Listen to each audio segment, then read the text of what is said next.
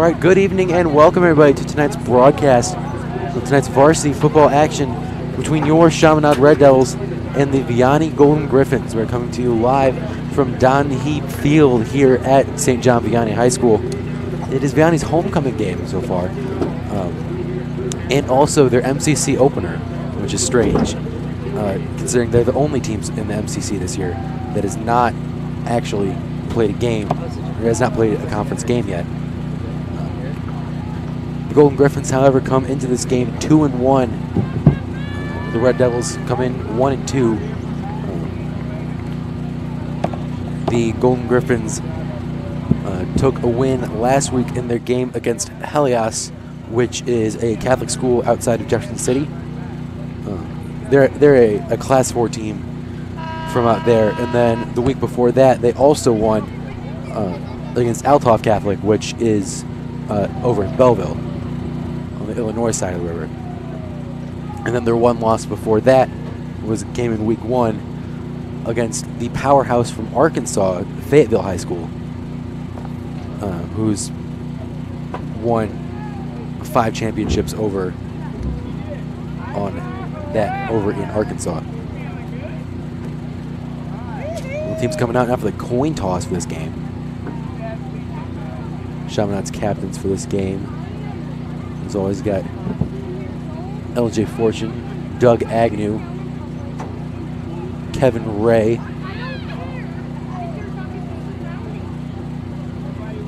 and also John Kuntz out there with Coach Torrey for the Red Devils.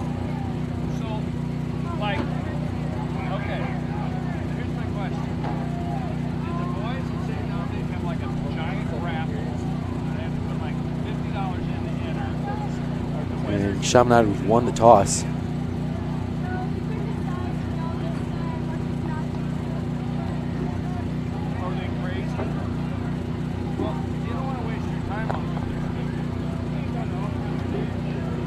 They deferred their choice. And so Chaminade will be going to the end of the scoreboard first.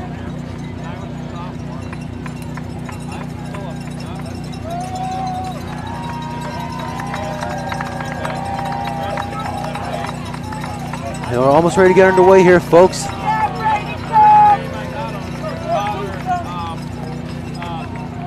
The crowd here at Vianney's getting fired up for the start of this game. Chaminade looking to pick up their first conference win of the season after a pretty brutal loss to CBC last week. However, this should be a far more even matchup, I would presume, for the Red Devils. One of the big things about that being the offensive line of Vianney is not nowhere near as big and powerful as that of CBC's. They don't have anybody that's 6'6", 285 as CBC did last week.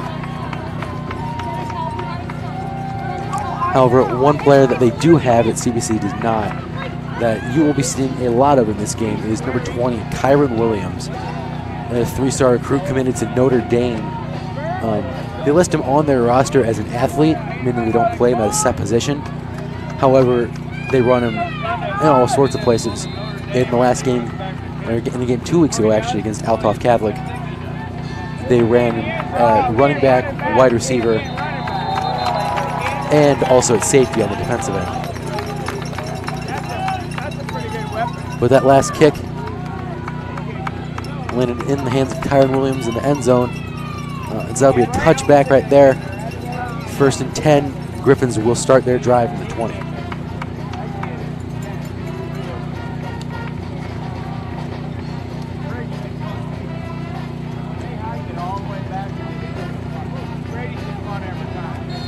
That's the starting quarterback for the Golden Griffins is number 12, Griffin John. He is in his first year as the starting quarterback at Vianney, succeeding last year's quarterback, Tion Harris, who led them to the state championship a couple years ago.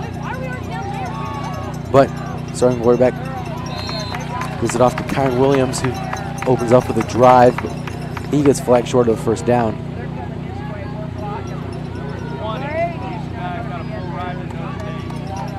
So it'll be 2nd and 5 now. Back on the 25-yard line.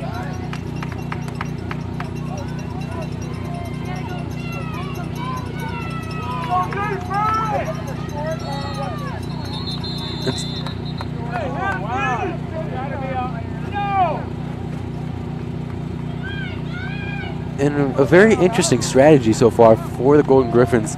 Griffin John was not even on the field, and now he's finally coming onto the field for this play. But they would, I guess, snap the ball directly to Kyron Williams so that he could try and run that play. Bold strategy right there by the Griffins.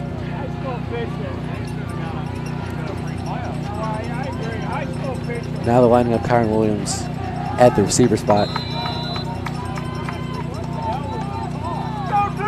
Griffin John lining up under center. And his running back, Percy Mitchell, the starting running back, lined up to his right. Griffin John fakes the handoff. And Griffin John gets sacked right there. That one coming from number 70. That is Jalen Banks.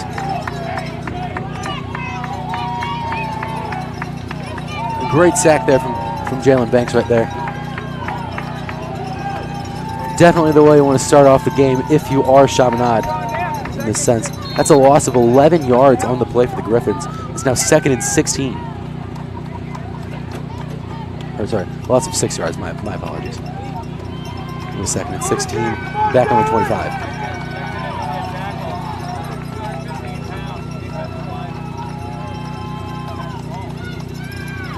Griffin John fakes the handoff, makes a pass, and he's caught by number 21, Fareed Cheeks. But he gets brought down right after the catch. They only gained 1 yard on that play. So make it 3rd and 9 right here. It's a big down right here for the Red Devils. Try and set the tone early in the game, so if they can get a stop on this first possession, it would be huge, setting the tone going forward. And the pass is caught by number 14. That's Jacob McCauley. And he does convert the first down right there.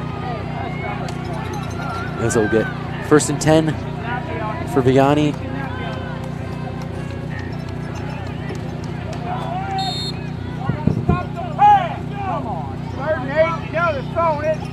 The refs will line it up on the 43-yard line.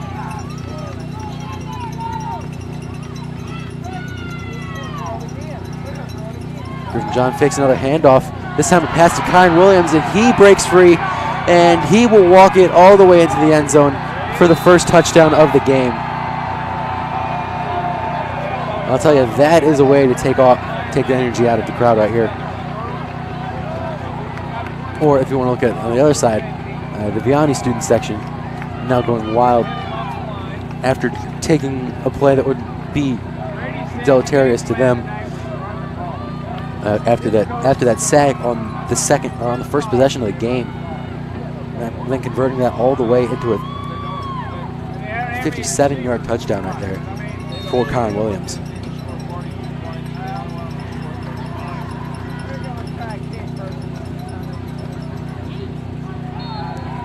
Extra kick from the Griffins is good. That is Andrew Copeland on that field goal.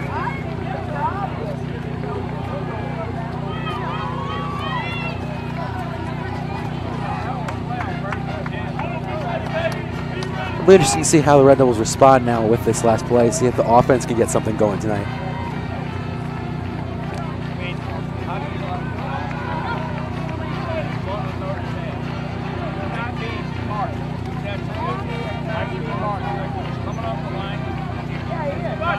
Chaminade now coming back out in order to try and receive that kickoff. Lining up all the way back for the Red Devils are the usual suspects. Number 1, Amar Johnson, and number 3, LJ Fortune.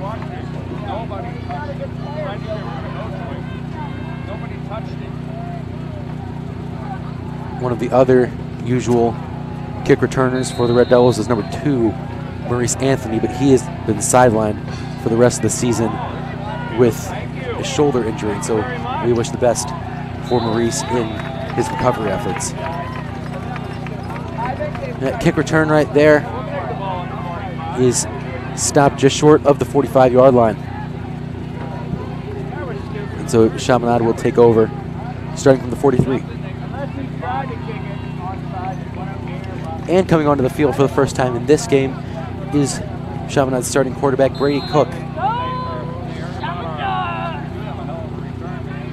In the last game, Cook didn't put up the best offensive numbers, but you can attribute that to him getting sacked multiple times in the first half and then not playing in that second half at all. But the first play of the game for the Red Devils is a handoff to LJ Fortune, who now gets on to the Vianney half of the field and picks up that first down. And so now they'll move the ball to the 46-yard line, this time on Vianney's half.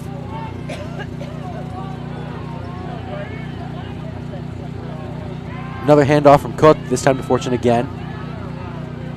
And after a short game, Fortune is brought down. Fortune gains 4 yards on that play, so that'll make it 2nd and 6.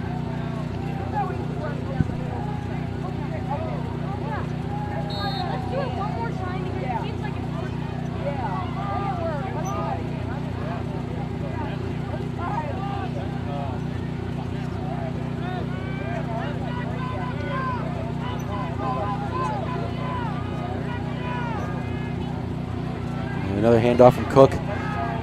3 times in a row now to Fortune. And after trying zigzagging one way, the Griffin defense brings him down. Only a gain of 1 on that last play. So now we got 3rd and 5 here on the 41-yard line.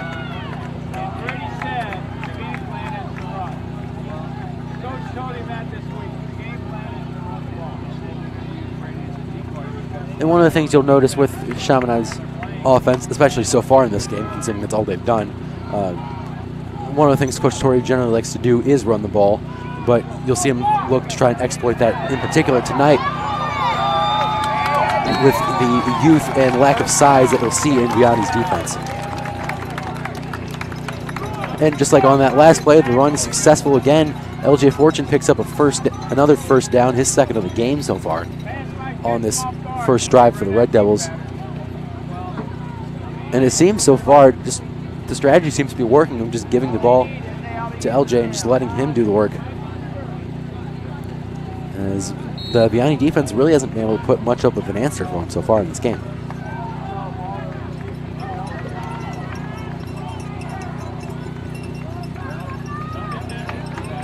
First and 10 from the 30-yard line. Cook fakes the handoff this time, looking to make a deep pass, going for Keyshawn Campbell, but it lands just past his head, and so pass goes incomplete. 8:01 to go here in the first quarter.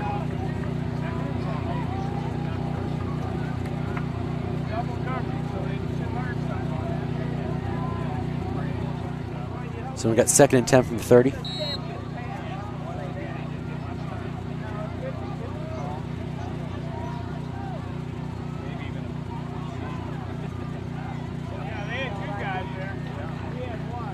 Cook hands it off to Fortune again, running outside to the left, and gets brought down close to the line to gain, but falls up just short. And so now it's 3rd and 2 from the 22-yard line.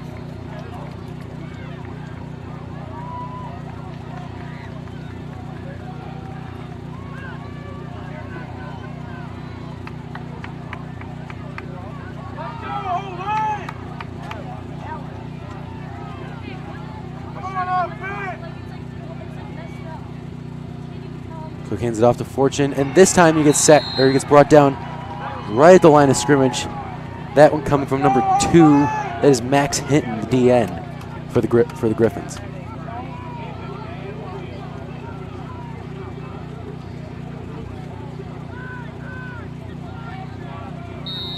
Seven minutes left in this first quarter.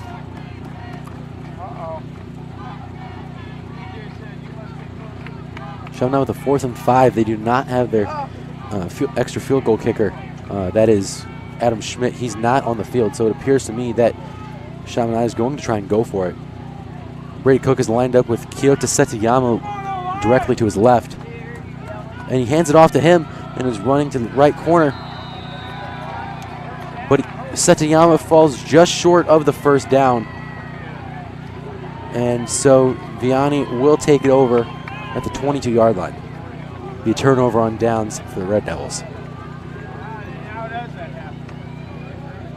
And while obviously the end result wasn't wanted, or wasn't gotten there by the Red Devils, the end result that they wanted,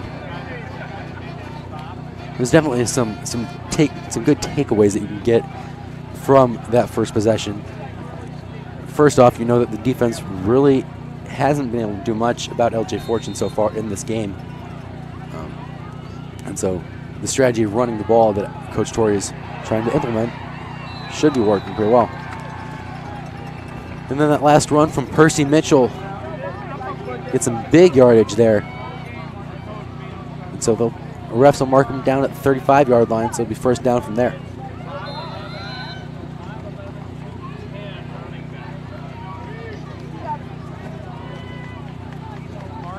Griffin John hands it off again. And Mitchell's brought down right at the line of scrimmage. Gain of 1 yard on that play.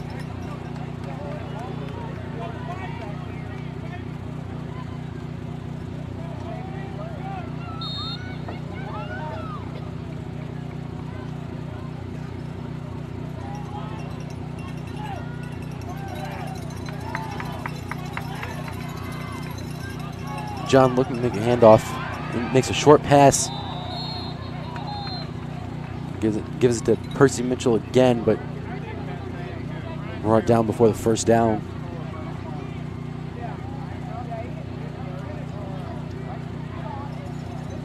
Coming into the game for the Red Devils is number 4, Michael Rodriguez. He replaces number 44, Grant Finley.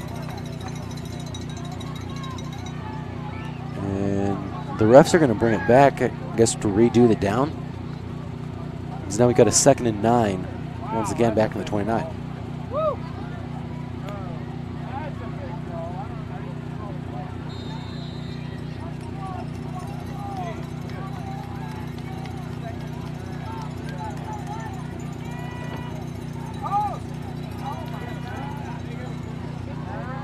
Second and 16 now for the Griffins, back in the 29. Griffin John's pass to Kyron Williams is good. He breaks the tackle. And a big hit there from Fareed Cheeks. Sees multiple flags thrown on the play. And so Kyron Williams eventually gets pushed out of bounds. Refs will presumably call a penalty on Vianney.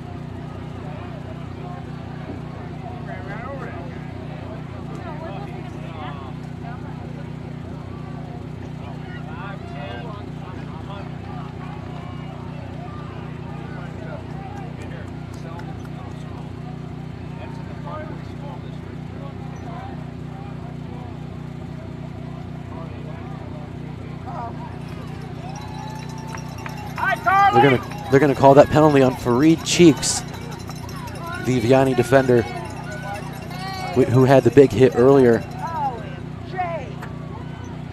And so they're gonna move him back even more. That's a 5-yard penalty. And so now it is they're gonna move him back all the way. So now it's 2nd and 20 on the 25-yard line.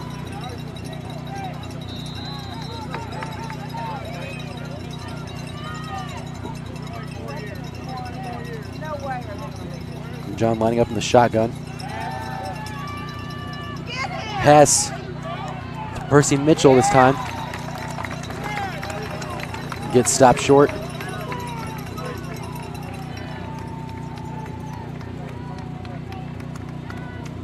Riku Kasuga and Julian McBride, the 2 big linemen for the Red Devils, coming onto the field now.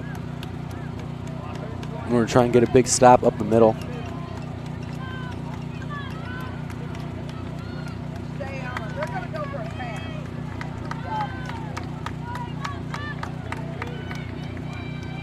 Third and 23 now for Vianney. John going deep back in the pocket. Gives it to Percy Mitchell again, who runs outside to the left. And gets brought down.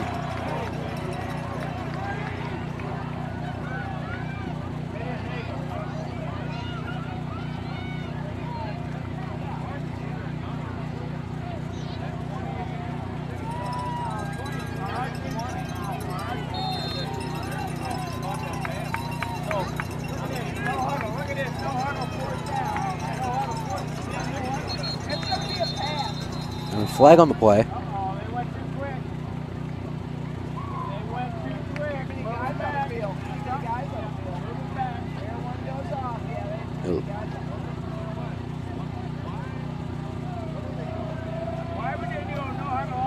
And it looks like each team calls a timeout off this last play. And so now while we have this timeout, I'm going to throw this broadcast over to our producer, who will be bringing you all the PSAs tonight, Braden Luchtefeld. Braden, take it away. Thanks, Jack. Mark your calendars for Celebrate Chaminade 2018. The event will be held September 28th through 29th. Friday night, there will be an all-alumni barbecue, followed by a varsity football game against DeSmet. This is at Don Holmes Field. On Saturday morning, we'll have the annual Alumni Golf Classic, followed by the All-Alumni Mass at 5 p.m. Visit chaminade-stl.org for more information. Thank you, Braden.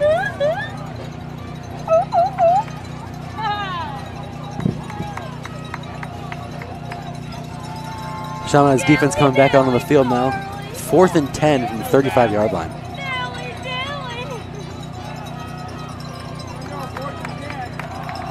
You can assume we're going to try and punt here.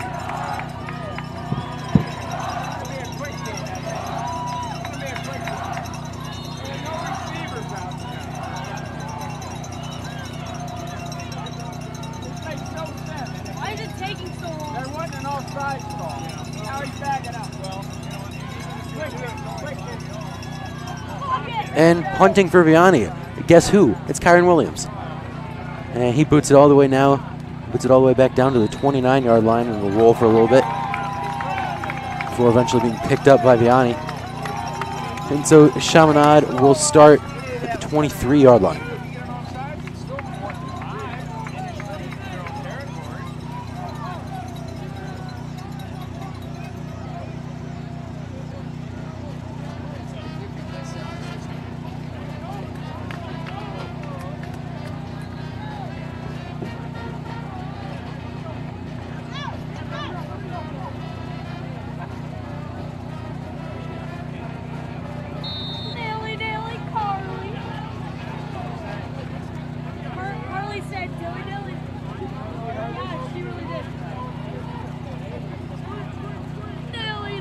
Brady Cook coming out now for the second drive of the game. Cook, long throw this time, trying to go to Fortune. And the refs are throwing a flag on that play. Or at least, maybe they're not actually. The referee there took his flag out of his pocket and then just put it right back in. So I'm very confused as to what he was doing with that. But it was a play to me that looked like it definitely should have been a pass interference, as the defender pushed LJ Fortune out of bounds way before he even could get the ball.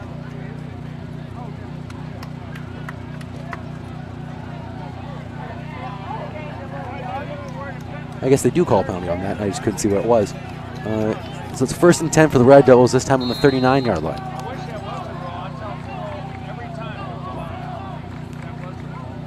LJ Fortune now zigzagging all over the place. And now LJ Fortune finds a way to the right. And he breaks free. Trying to get through. And he does, but the refs throw another flag on the play. See who this one's on.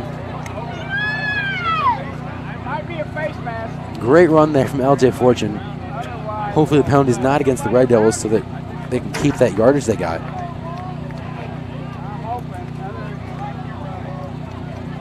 And the penalty is against Chaminade. So, calling a block in the back against the Red Devils.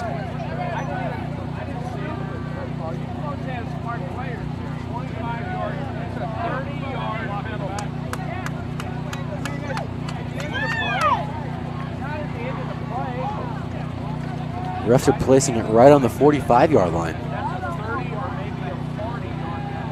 Moving him back 10 yards from the spot where Fortune went out of bounds or got tackled.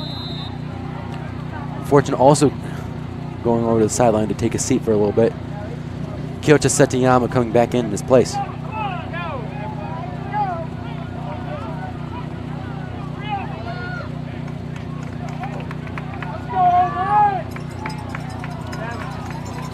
Chaminade's offense having to hurry here. Only 3 seconds left on the play clock. And the handoff from Cook. Breaks right through the line of scrimmage.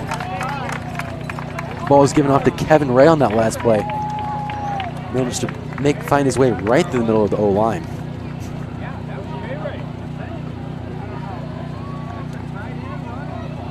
So now Red Devils have a 2nd and 4 here from the 39-yard line.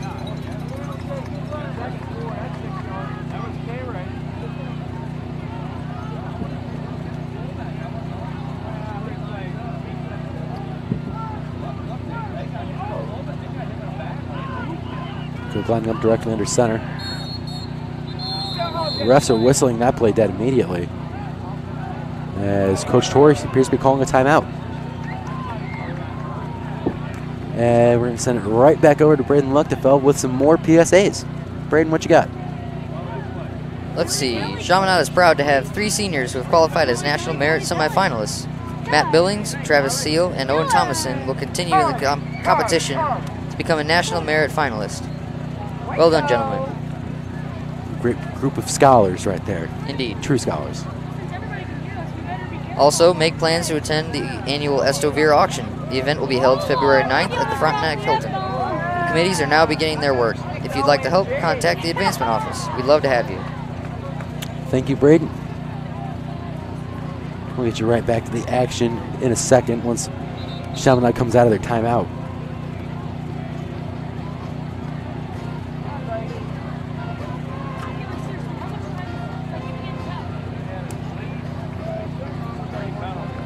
Second and 4 once again for the Red Devils.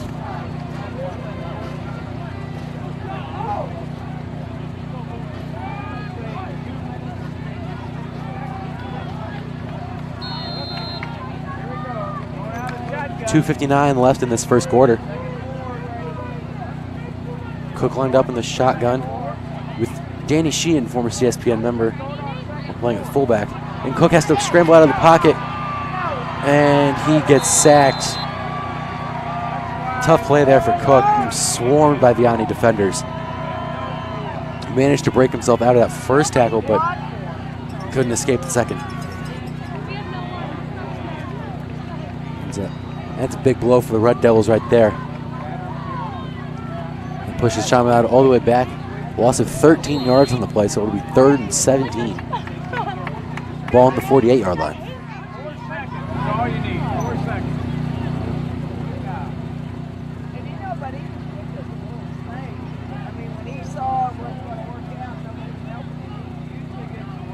Let's go, O-line!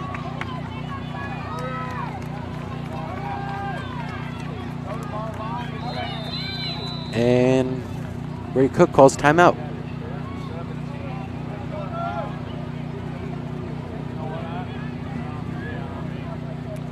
Cook going over to just reconvene with the other with the other members of the team and coach, trying to get a good play figured out for this big possession after the hole that last play put him in.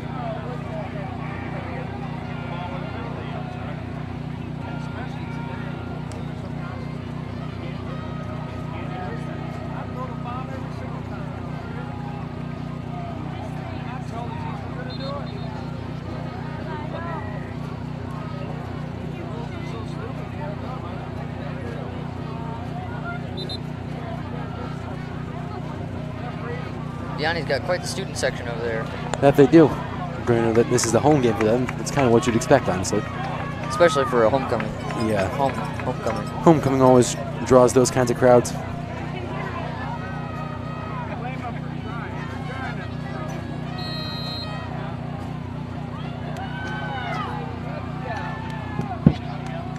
Cook having to pass it here.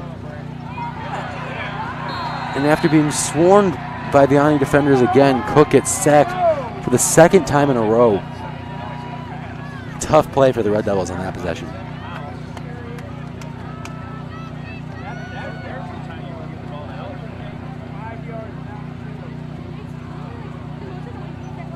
Chaminade going to be forced to punt now.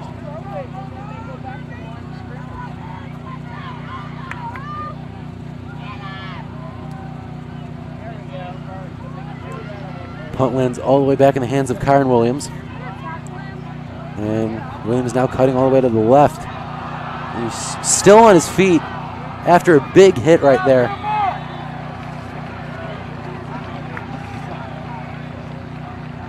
And finally gets brought down just after the 50.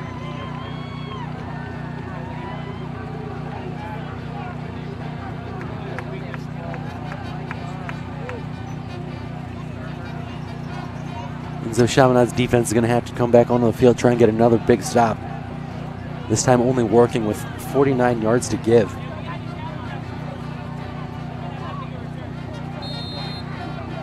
Hey, Ellie. DJ and Carly said they can hear you. I know, right here. Isn't that funny?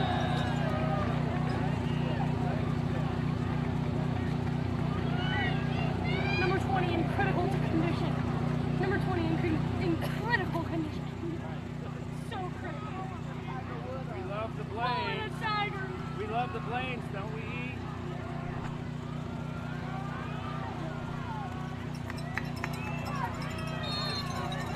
Come on, let's go.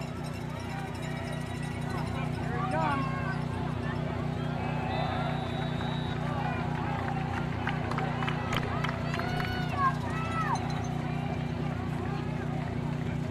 Vianney getting 5 yards on that last play right there. That makes it a 2nd and 5.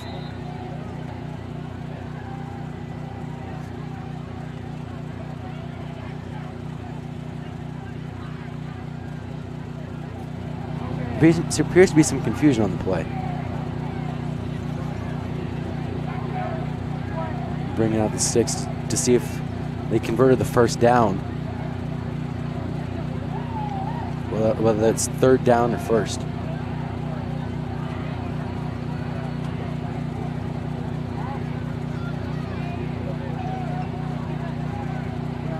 Hey, just FYI, every player and coach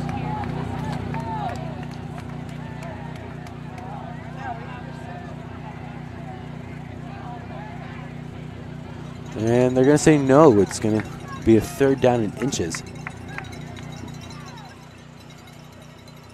If you get a second, some downtime, nothing to talk about. Shout out.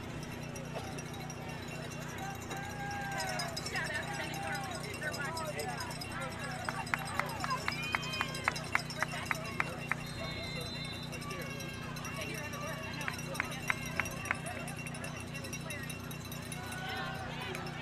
Griffin John now moving all the way to the right and throws that pass away.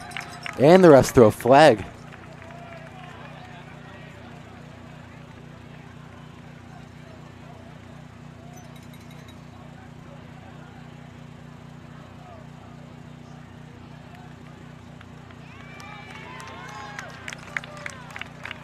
The penalty's going to go against Vianney. So going to push him back a full 10 yards.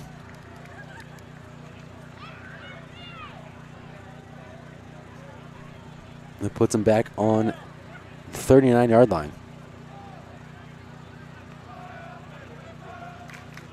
Actually, make that a they change it now. It's a 15-yard penalty. So now we got a 3rd down and 15. We're putting that back now on Vianney's 46-yard line.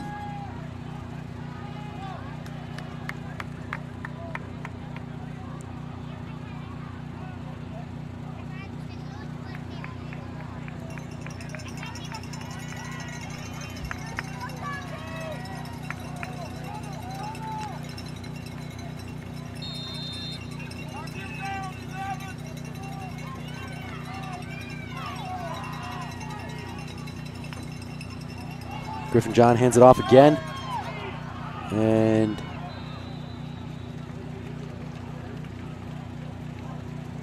the ball carrier is brought down. The 51-yard line, so now it's make that 52 now. Moving that to 4th and 8.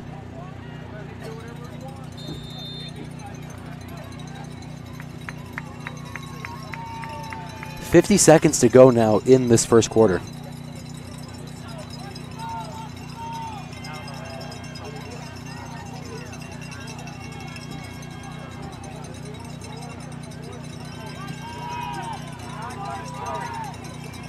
When John hands it off, trying to go for that first down. And the handoff is unsuccessful. Percy Mitchell gets brought down before that first down. And so Vianney will turn it over on downs. Chaminade will take the ball now.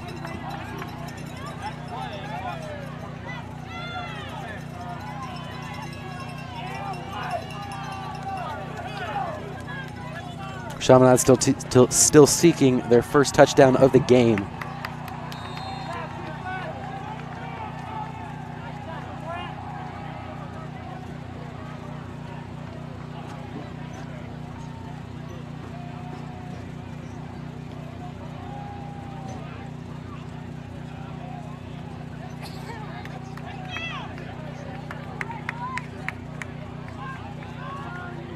Cook hands it off to LJ Fortune, running outside to the left or to the right, and gets pushed out of bounds right at the 50-yard line.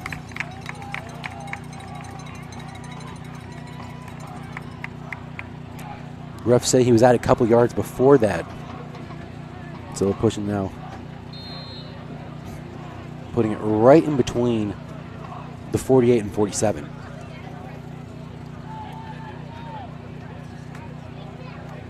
So that's a 2nd and 6 for Chaminade. Cook fakes the handoff, trying to run it outside to the left, and tries to stiff arm the Vianney defender. It's a gain of 3 yards on that play. And refs will place the ball right at the 50-yard line. It's now 3rd and 4 for Chaminade. Time winding down now.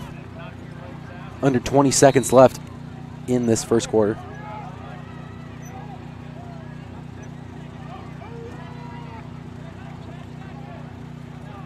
Chaminade having to move quickly now.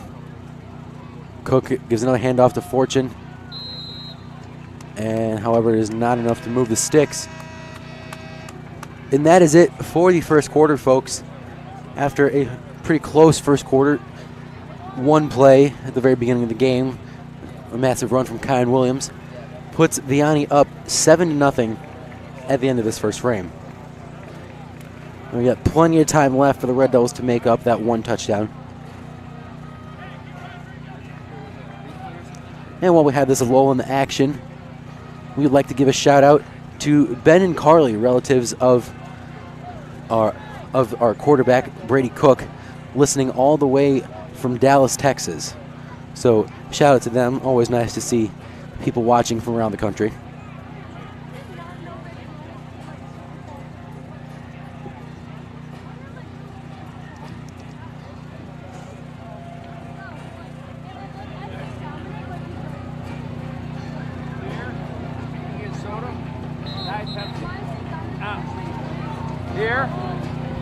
Here.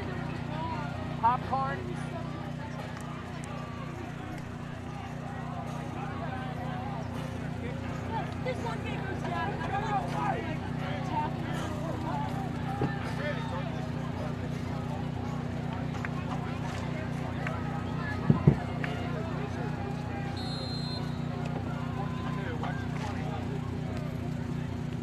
And Brady Cook now sweeps it right over to LJ Fortune, who runs outside and picks up the first down. Great run there from LJ Fortune. Good decision making there from Brady Cook. And that puts Chaminade at the first down, gives him a little bit of momentum going into the second quarter.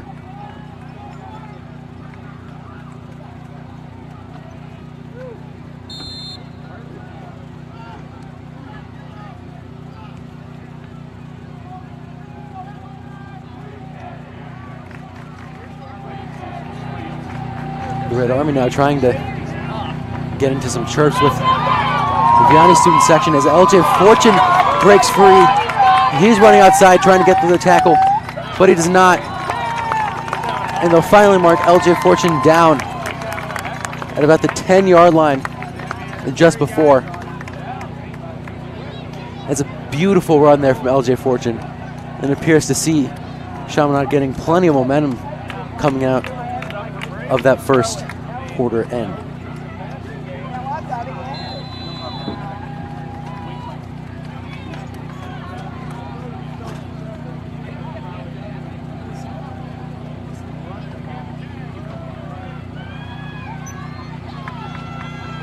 Cook lined up with 2 receivers to his right. Doesn't matter because he hands it right off to Amar Johnson this time.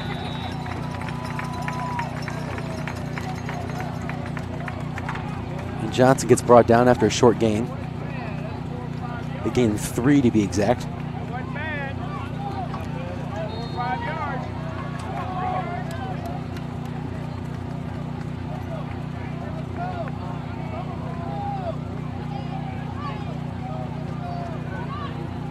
It's 2nd and 7 for the Red Devils. Ball put on the 10-yard line right now. Another handoff from Cook. This time Johnson went right up the middle. And he gets into the end zone for the touchdown.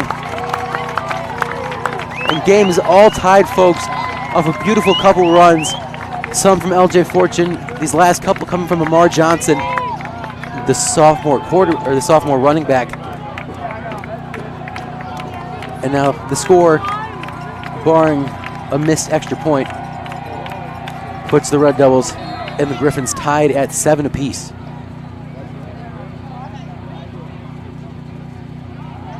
And that extra kick from Adam Schmidt goes right between the uprights. And so now scores 7-7.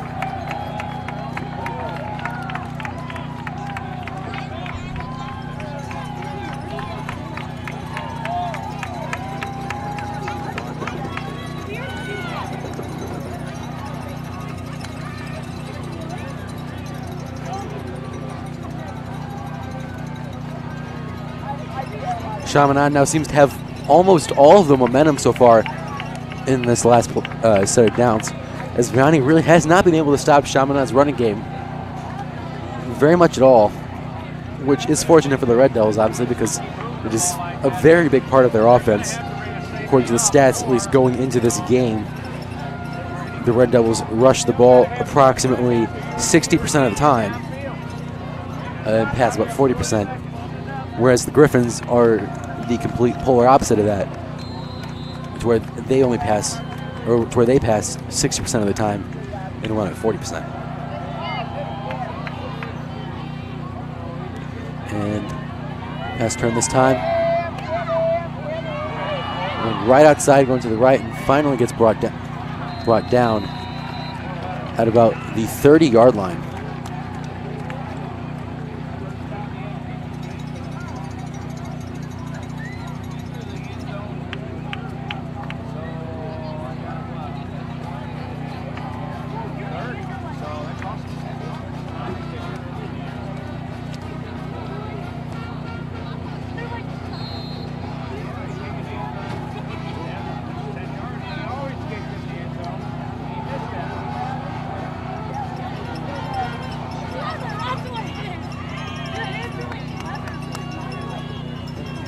John Mitchell lining up in the backfield.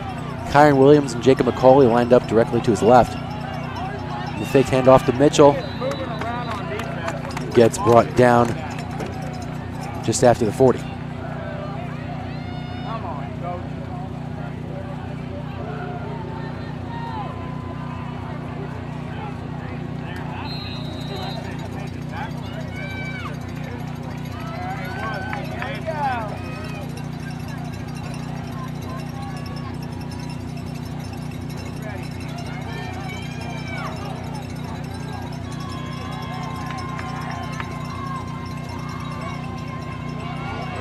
Griffin John runs the ball that time. Gets brought down, however.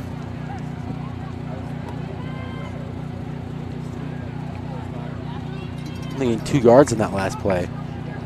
So he's 2nd and 8 from the 44.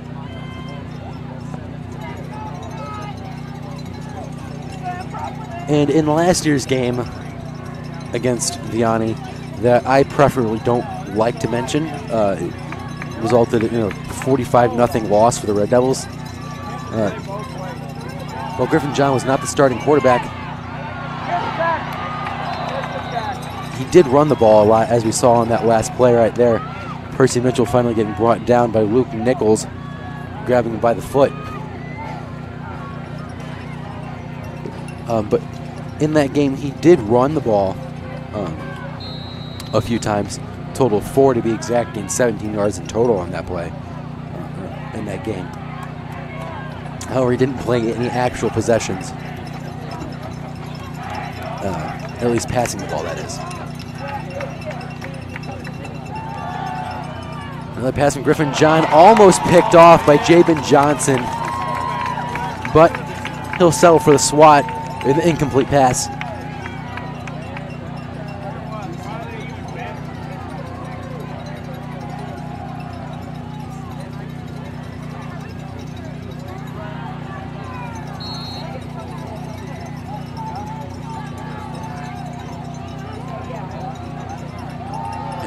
Griffin John hands it off to Percy Mitchell, running to the left and trying to power through the Chaminade defense. But Stanley Williams coming up with the tackle on that last play.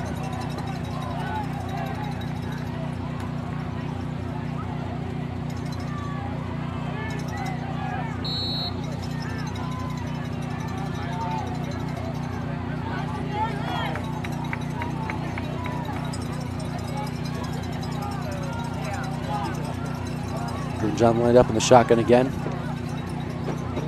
And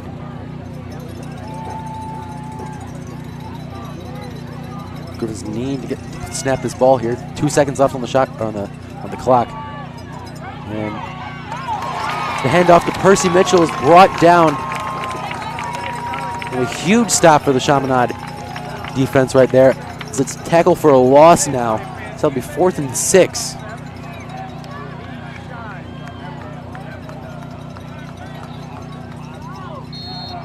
My apologies, they get him right at the line of scrimmage, so it's 4th and 5. And so now, it appears that Vianney's going to try and go for it here. Long pass is no good. Refs don't call anything on that one. Great defensive coverage from Stanley Williams, keeping the ball out of the hands of Jacob McCauley, the intended receiver.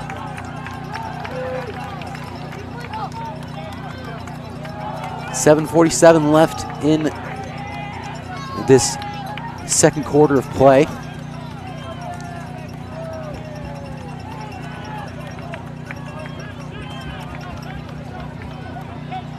Chaminade will take the ball over here. It'll be 1st and 10 for the Red Devils from the 35.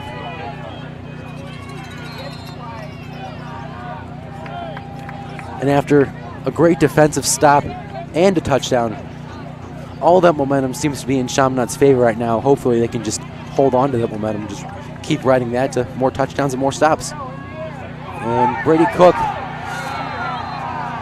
another swarm by Vianney defenders, another blitz, and another sack for Vianney. That's their 3rd of the game already so far.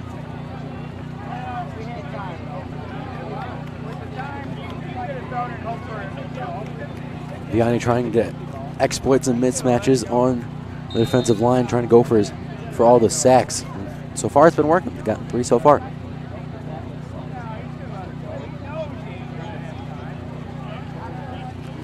It's a loss of 9 yards on the play. It'll be 2nd and 19.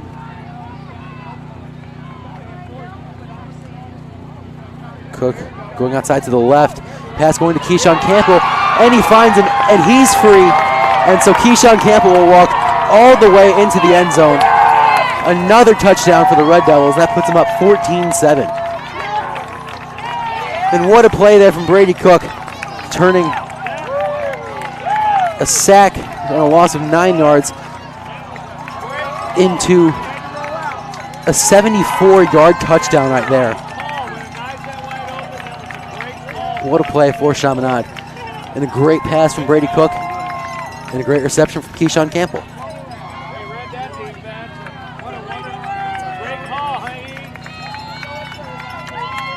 Adam Schmidt's coming up now to officially make it 14-7. Hasn't missed a kick all season, and he's not going to start now. Adam Schmidt, good with the PAT.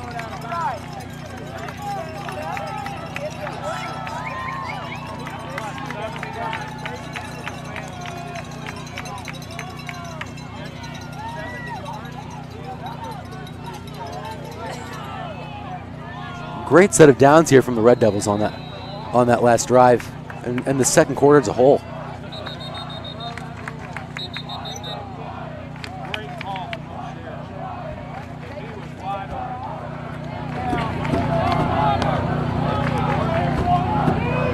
and it's kind of hard to hear from the mic because they're a ways down from us.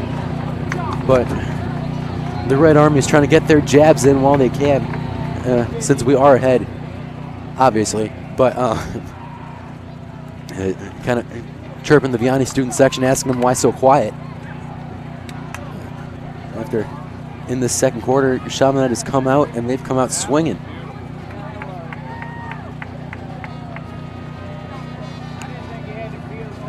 Kicking the ball off now for the Red Devils is the same guy that has been all season, number 31, Peter Hannon. I'll bet the Blaines and Carly and Ben like that play. What do you think? Probably, Red.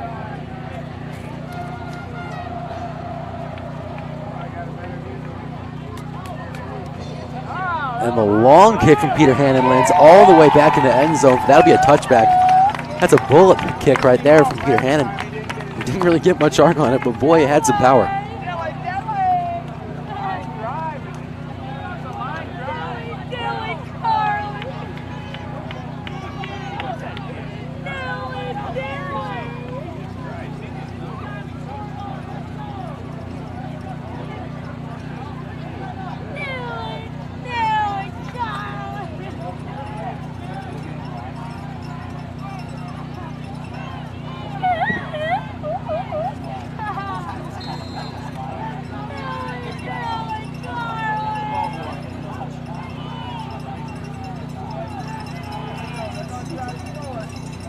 John hands it off to Kyron Williams.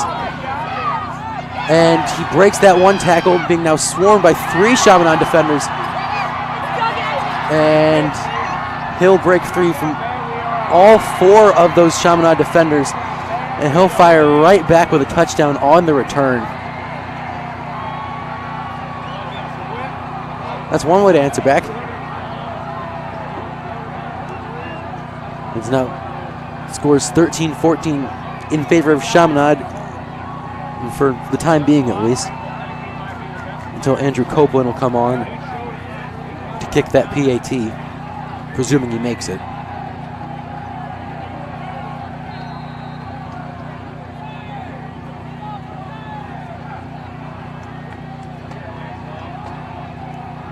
And he does, and so scores tied at 14 apiece.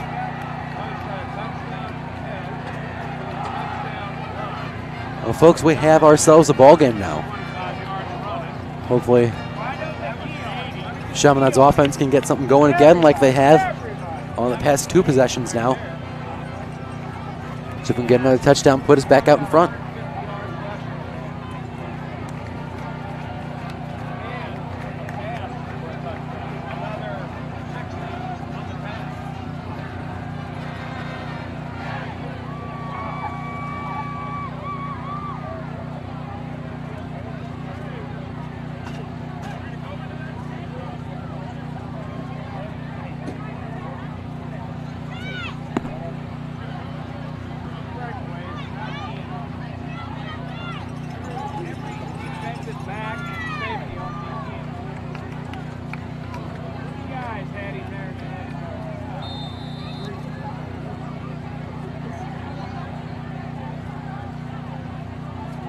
.639 left in this first half of action.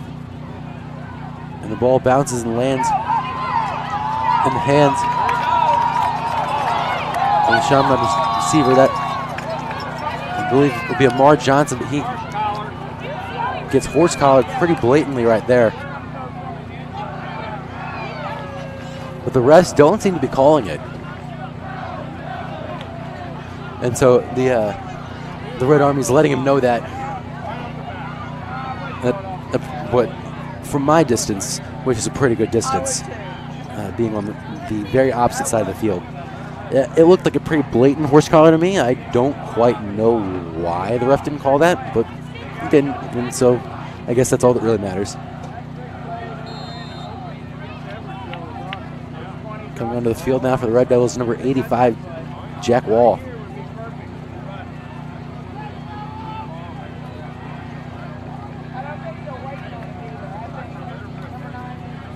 He hands it off this time to LJ Fortune, who gets a short gain About 4 yards on the play. Make that 5, actually.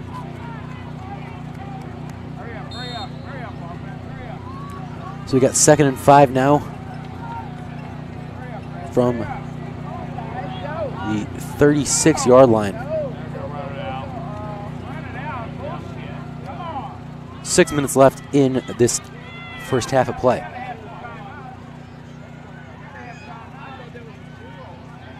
Cook now getting pressure, has to leave the pocket and cannot escape the horde of Vianney defenders and gets sacked for the 4th time this game.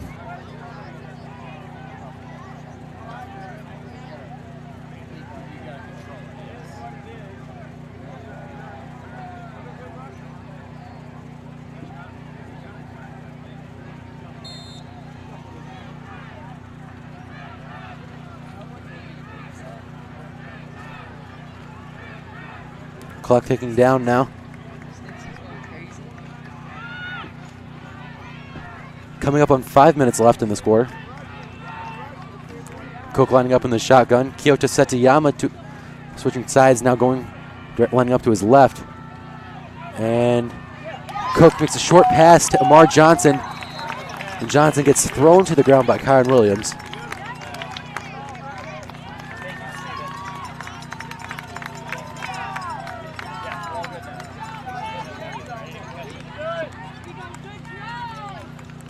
Chaminade slowly advancing towards that Vianney end zone. The reception from Amar Johnson picking up that first down.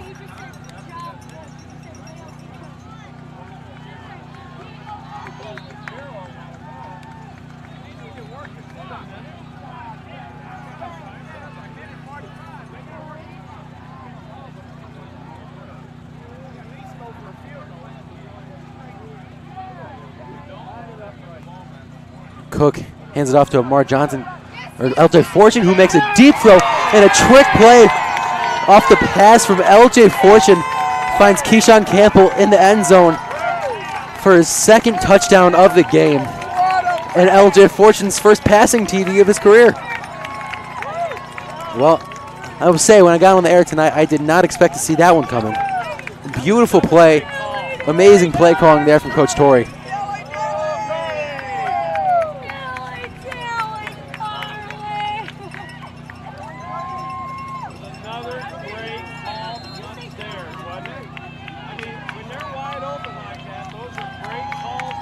And Adam Schmidt kicks another good PAT. He's 3 for 3 on the night and the perfect all season. And so now Chaminade's back up 21-14.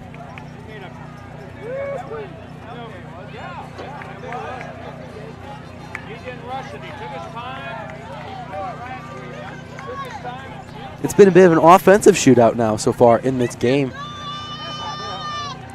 A lot of touchdowns being scored by both teams in only one half so far.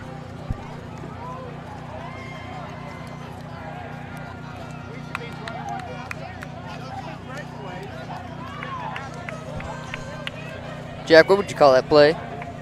That last play? Yes. That was a trick play. All right. It was a pass also from LJ Fortune to Keyshawn Campbell.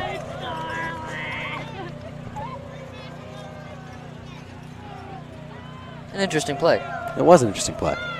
Peter Hannon kicks it off.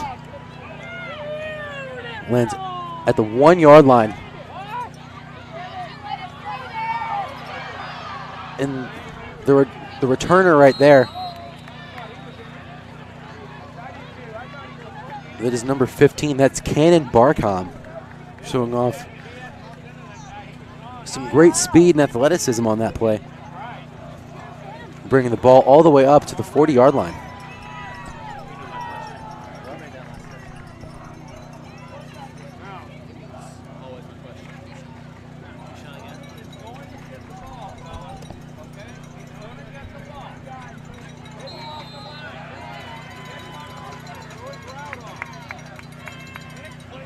Griffin John hands it off to Percy Mitchell again, pounding his way up the middle.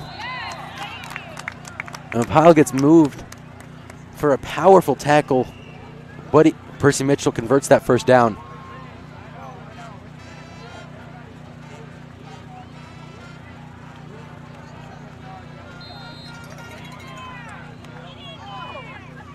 Vianney will have a 1st and 10 from Chaminade's 49-yard line.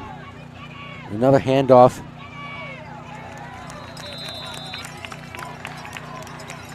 Gets sacked after a gain of, or gets brought down after a gain of 2.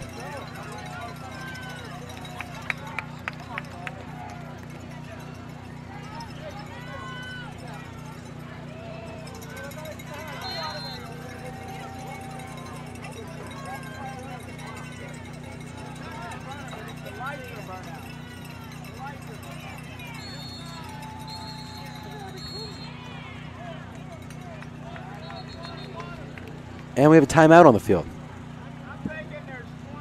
And we're going to throw, while we have this timeout, we're going to throw it back over to Braden Luchtefeld with another PSA. Braden, what do you got? Well, I've got an announcement about the March for Life this spring. Chaminade will again participate in the March for Life in Washington, D.C. this January. Registration is currently taking place. If you have any interest, please contact Mrs. Druckoff or any member of the Pro-Life Club. Thank you, Braden. Chaminade's defense now coming onto the field.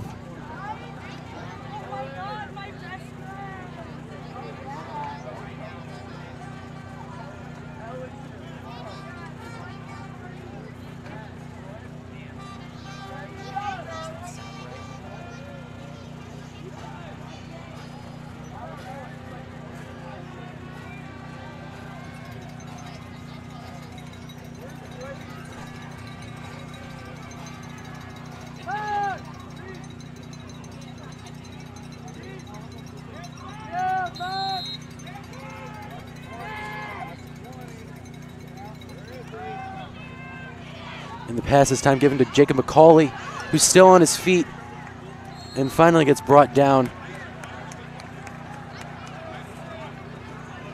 Tackled just before the 20-yard line.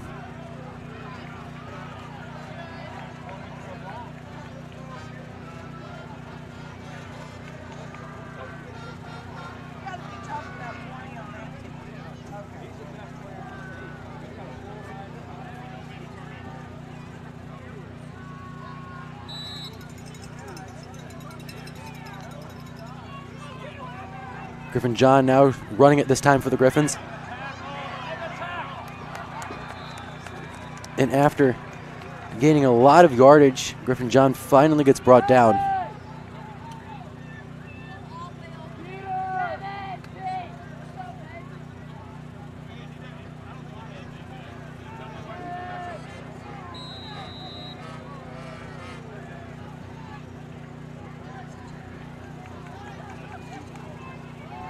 And hand off to Percy Mitchell, trying to pound it up the middle into the end zone.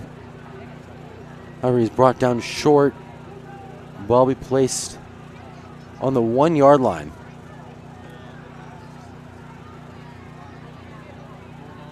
It'll be 2nd and goal now from the 1.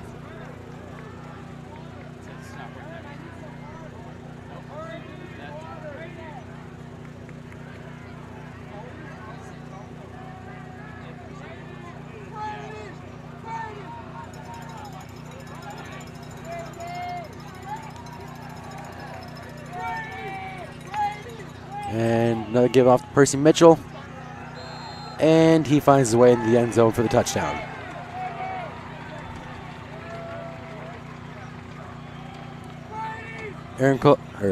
Copeland's coming back on now for that extra point, and once he does, once he puts it right through that uprights, score will be all knotted back up at 21 apiece. This has been the definition of a back and forth game so far between these two teams. Very evenly matched, as I had predicted going in. Kick is good. And so now we're officially at 21 apiece.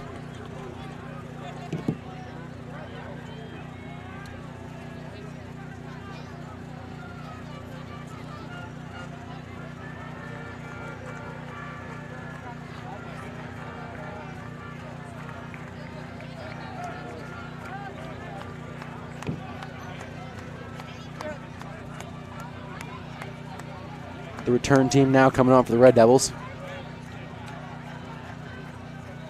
Johnson and Fortune going to line all the way up in that back at about the 10-yard line or so to return the kickoff.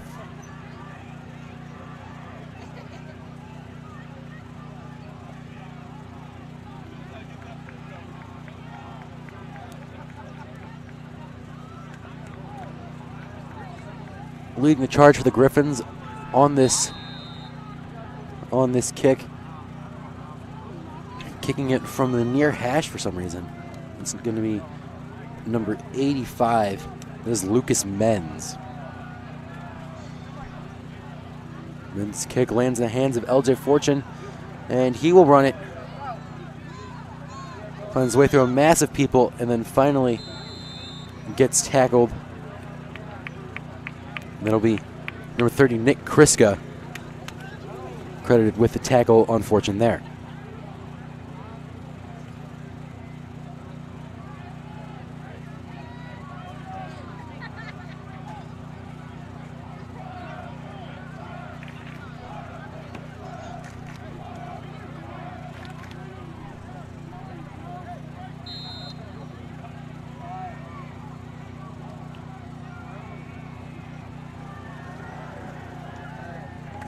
Chaminade looking to fire directly back at the Griffins, and that's been the story so far in this game. Been very back and forth the whole time. Brady Cook trying to sneak it up the middle.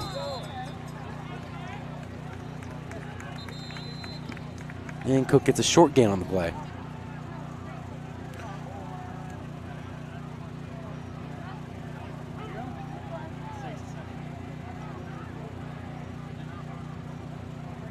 With 2nd and 7 now from the 25-yard line.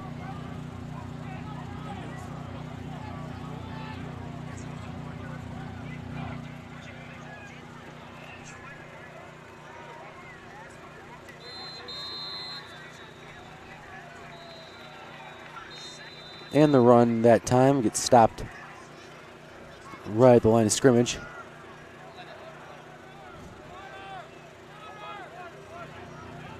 Pile gets moved only a tad. And to now have a 3rd and 4 coming up from that 29-yard line. Chaminade calls another timeout. Braden, you got some PSAs for us? Indeed I do. There's a college fair this Sunday, September 16th at the West County Private High School Fall College Fair. It'll be held at CBC from 2 to 4 p.m. Over 100 schools will be in attendance. Juniors and seniors, please consider taking advantage of this opportunity. This will be one of the few times we're actually telling you to go to CBC. And when we tell you to do that, that means you should probably go.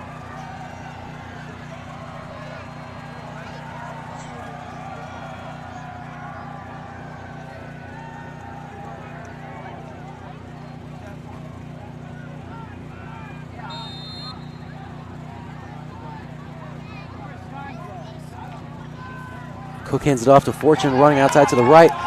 He's got all sorts of space and goes right between the two Vianney defenders and brings it in for another touchdown. LJ Fortune now getting it all done. First a passing touchdown earlier and now getting the run, as is his strength. Great play there. Great play calling, and overall a great run from LJ Fortune. Chaminade now has the lead once again. They're up by 6, 27-21. Adam Schmidt looking to make that now 28. And he does. Chaminade's lead now up to 7. 56 seconds now to go.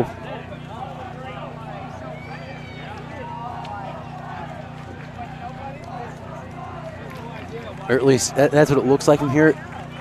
I'm trying to read the scoreboard here, but one of the issues that we're experiencing now is like half the number that tells you what the minute actually is is gone, so the minute number to me is just literally one dot. And so I can't tell exactly when it's supposed to be going, but so you're going to have to bear with me on that. But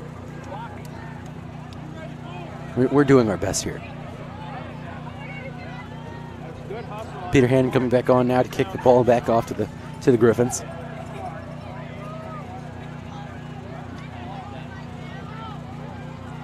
All the way back to return it is Cannon Barcom, number 15, and then number 21 for Reed Cheeks.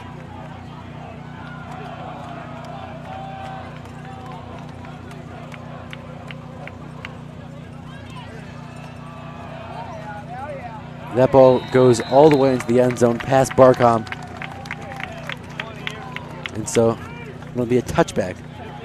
And then the refs will place the marker at the 20-yard line.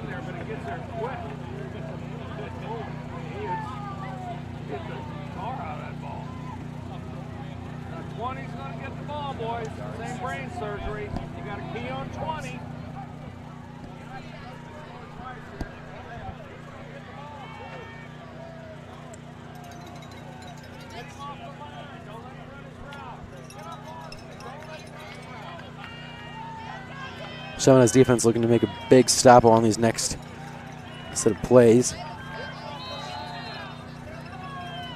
The focal point of Vianney's offense, Kyron Williams motioning all the way to the right. And it's another handoff to Percy Mitchell. And after trying to fight his way through, the refs whistled the play dead before he actually hits the ground.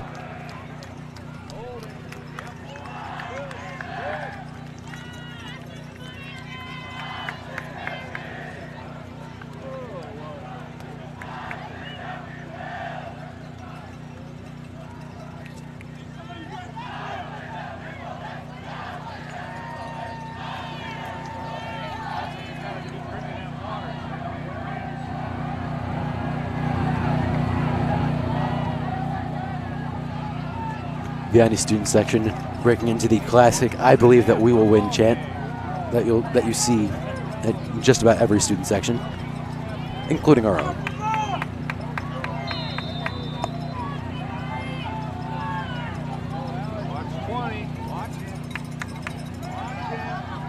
And Griffin John running it this time again, and he gets stopped. Almost no gain on that play.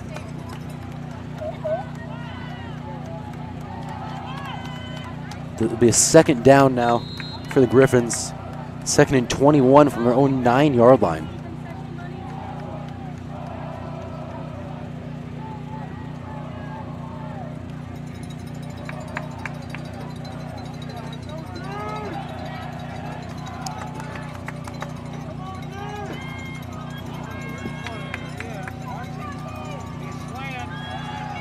And Griffin John finds Kyron Williams. Or actually does not. Pass is incomplete. Defensive coverage there coming from Kevin Ray, number 10.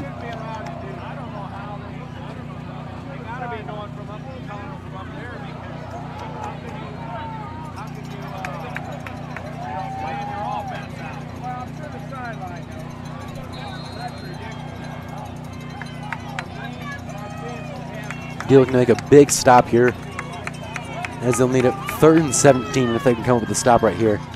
Be another big momentum booster for the Red Devils, as defensive stops being hard to come by in this first half really so far, or in the second quarter, at least, really for either team. But defensive stops exactly what they do. And so now it's a 4th down. Once again, that'll be 4th and 13 this time, moving up to the 13-yard line.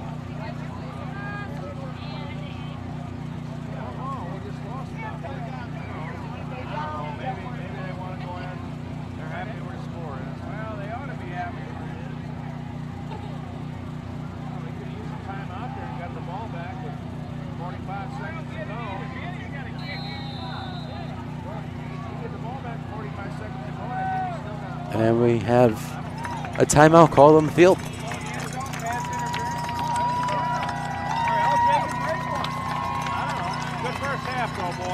And we're going to throw it right back over to Braden Luchtefeld with some PSAs. and I will join you back shortly once this timeout's done. In addition to the college fair I mentioned earlier, there are also college rep visits at Chaminade. Next week is a busy week for the counseling office, as 17 different universities will be on campus throughout the week to talk to interested students. Look for details in the weekly email or at chaminade-lstl.org. Or in those same, in that same category, there's plenty of other visits you can get from other universities that come throughout the year. And if you want to go look at those, always just go make sure to check your Naviance account to see when those are scheduled and those are listed. Always a good time. Go get some useful information about college.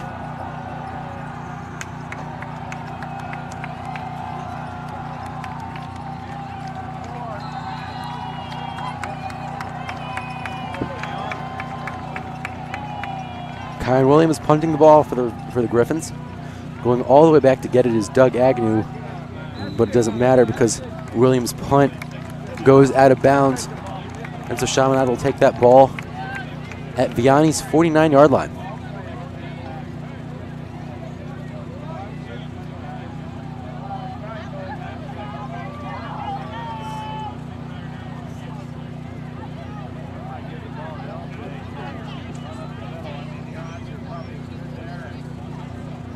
Time winding down in the first half. I believe only about 6 seconds left for the Red Devils to try and make something of this half. Get some extra momentum going into the locker room. Then once again, it could be 8 minutes for all I know. The scoreboard's not giving me much, but we'll make sure to let you know.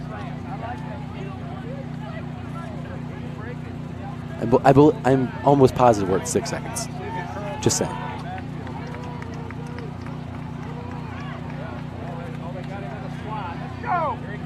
And Bray Cook sinking deep in the pocket. A long pass, trying to go to Doug Agnew, and does. And that is it for the first half, folks. Doug Agnew gets pushed out of bounds at the 10-yard line. And so, well, maybe it's not. I'm becoming more and more confused by the minute as the refs are trying to talk now to our players, but after all, that just happens to be it. But that is it for the first half, folks. Stay tuned for the start of the third quarter, and we will see you then.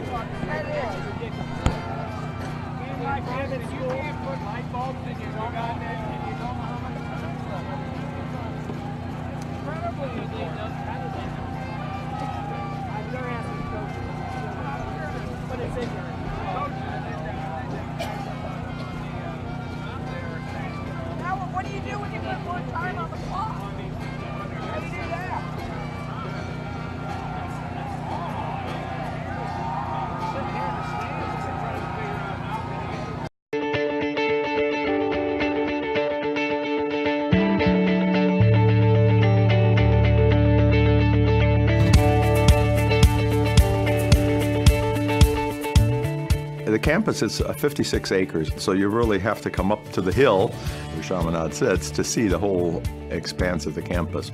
Chaminade is a Catholic and Marianist school for young men in grades 6 through 12. We operate in the Marianist and Catholic tradition, which encourages every young man who comes here to develop his gifts and talents to the fullest extent possible. If I didn't come here, I don't think I would be where I was, because I had so many people who pushed me to be the best man I could possibly be the best person, no matter what it was. In class, I was always trying to get the best grade. I was trying to be the best player. I was trying to be the best at everything I did. And I think this school does everything possible to get the best out of each and one of their students. Character development or the value training permeates everything that we do at Chaminade. Things that they're encouraged to value and do are all part of the Marianist tradition, and particularly of the Chaminade tradition of Estovir, be a man.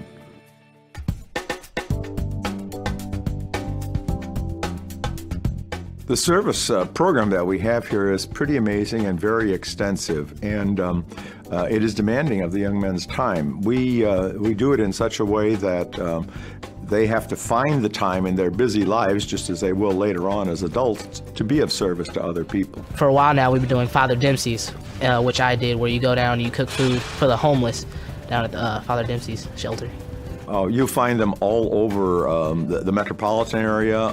We work quite a bit in North St. Louis. They work in various institutions here, caring for older people, work with young people and tutoring them. Some of the programs go to El Salvador. When I first walked onto campus, I was a 6th grader, it was 2008, and I was so nervous that I wasn't going to fit in, and because I like theater and I was kind of a Star Trek dork. But I mean, you just learn really quickly that everyone around here is just so welcoming and so open. That was so reassuring to me after I was so initially nervous to just be here and be a part of it.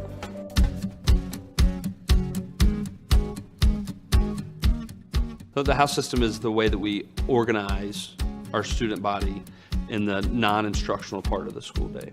We organize the students in 5 houses. So every student identifies with one of those 5 houses, and within each house there are 8 mentor groups, which commonly are known as homeroom. We call them mentor groups. And then all the mentor groups have what we call senior leaders. So seniors take a leadership role in those mentor groups. The house system really helps foster a sort of camaraderie between classes that I don't think is really able to be seen anywhere else. I still remember my senior leaders from 6th grade and 7th grade. I'm friends with them on Facebook. We talk. We went on junior leadership training retreat, and I am deathly afraid of heights.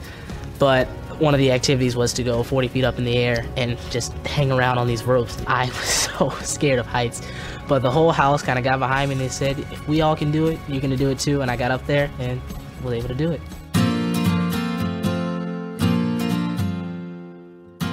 Chaminade has been a very important part of my life. Still, some of my best friends growing up are kids that I met here in high school, and for me it's about being well-rounded. I think Chaminade is the perfect balance of academics, athletics, religion, arts. I think overall, just with the experience with the faculty and with the school and the kids you meet here, to me it was a huge part in me becoming the man I am today. We have the fantastic Skip Bureau Center. What I love about the Skip is that there's so much variety of stuff. It's not just we're focusing on pottery, or we're focusing on theater, or we're focusing on band. You can do everything. The balance that exists between studies and sports is that you take care of the work in the classroom, and then you take care of what you need to on the field. The soccer field is one of the best in the country. Basketball, of course, certainly competitive, and the size of the school allows many students to have the opportunity to play sports. My favorite memory is going back to the days when I played Chaminade hockey. Some of those guys that I played with were classmates and have made lasting friendships. It just really means very much like a home setting to me. It's a place that's very based on faith, and faith is important to me and my family, so I can come back here and feel very embraced in that family spirit. Chaminade does a great job of molding you into like you say, you walk in these doors a boy and you leave a man. This was, the biggest factor at this school at me was kind of my maturity, away from hockey, becoming a man and become a person. Just kind of like the slogan, Esto Vir, that was important, and it's still something I always hold close to my heart. Esto Vir is a Latin expression that means be a man, and that's the challenge that we give to every young man who comes to Chaminade, to be the person that God intended him to be. And to do that, he's going to have to work at developing his inherent gifts and talents, but he's also going to need to learn a strong set of values. It's a very comprehensive motto that calls him to be the very best person that he can be.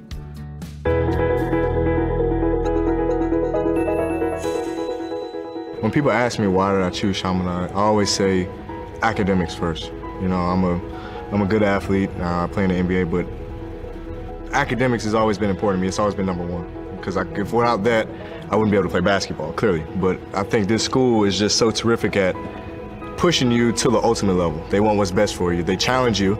They're hard on you.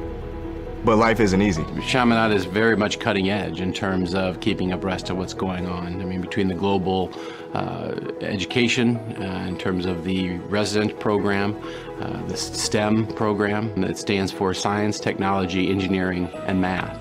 And it's one of the foundations here at Chaminade, keeping ahead of the curve, if you will.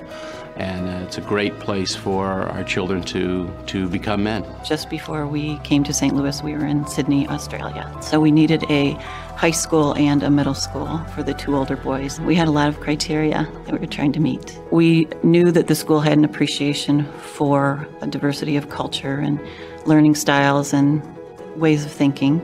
And we felt that that might be an important fit. Global learning means opening your eyes to what is happening in the world at large, and also being able to find a place there. And we felt that we needed our boys to be marketable, and that when they leave here and go to college, that they would be able to be gainfully employed in a world that doesn't just think about me. It's very important that we maintain our connection to our CMEs, our characteristics of Marianist education, and our Global Reach program fills that need. It fits right in. The students are going to have a greater awareness of this connectivity of what happens in the globe. It also happens at home. And if we bring students to the awareness of this local global nexus, it's going to be very helpful for them as they move forward in their education. So that's very poignant to interquality education. We are very proud of our graduation rate at Chaminade. The advanced placement and college credit program that we have is very highly developed. So it is not unusual for a young man to leave here with 30 or more hours of college credit. With the phrase "We Are Chaminade" embodies exactly that, the spirit of the school, the spirit of the students, the loyalty, and it's much deeper than a loyalty to the school or to the sports teams. It's a loyalty to one another. It's a loyalty to each other as brothers, as classmates, as family. It's a sense of the family spirit that we have here that is so important. That's one of the parts of the Marianist characteristics that the students value most. They can grab onto it because it's very real, the family spirit that animates everything that we do here. I have great memories, some of my best memories. I think if I could go back and do something all over again, it would be the 4 years I spent here in high school. I think that once again, the kids that I met and the special times that I had playing basketball here as well, I think was something I'll never forget, and something that really helped me to really kind of become the man that I am. I obviously think Chaminade is a very wonderful place. It affords any young man who comes here a very rich experience. And we can't talk about all of it, but what I would encourage you to do is to come and visit us and be a part of our family. We are Chaminade. We are Chaminade. We are Chaminade. We are Chaminade. We are Chaminade. We are Chaminade. We are Chaminade. We are Chaminade! We are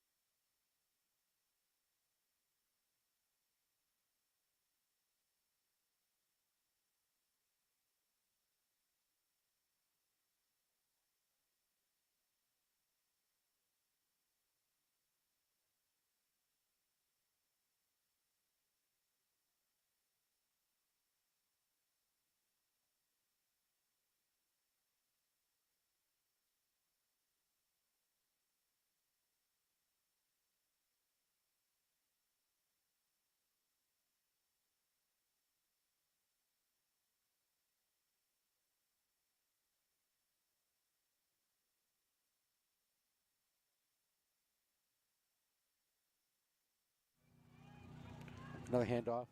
Fortune this time, trying to go outside, turn the right corner, but he gets brought down after a short gain. Only a gain of 2 on that play. So now it's 4th and 5.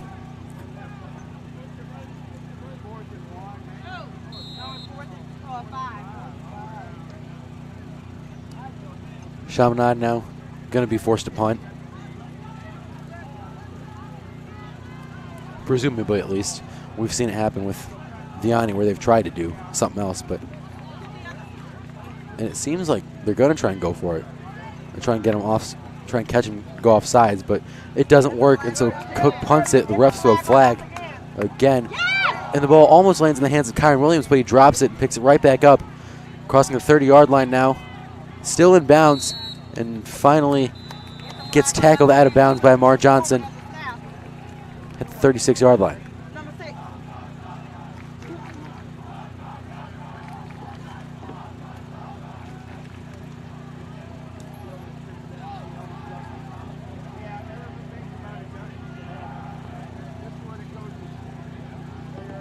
So Griffin John coming onto the field now. He's going to try and start off Vianney's first drive of the game after Chaminade was unsuccessful. That drive starting from the 40-yard line.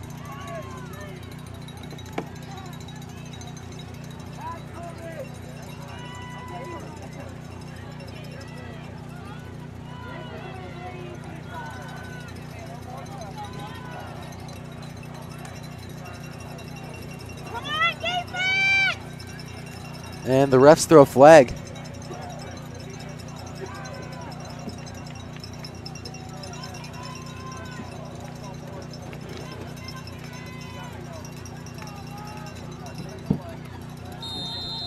Not sure what the call is on that. It's 1st and 10 for Vianney. Hand off to Fareed Cheeks.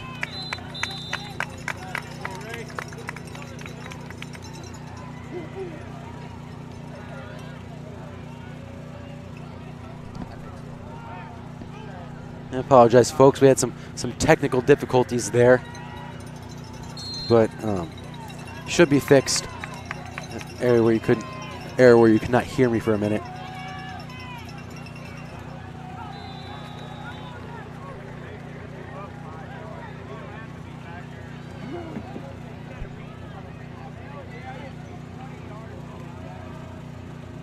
Vianney picks up the first down on that last play. Ball now moving into Chaminade's half. It'll be placed on the 47.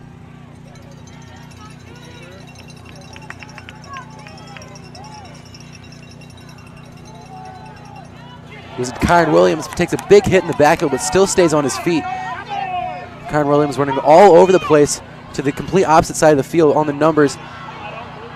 And he's still on his feet all sorts of times and finally gets pushed out of bounds.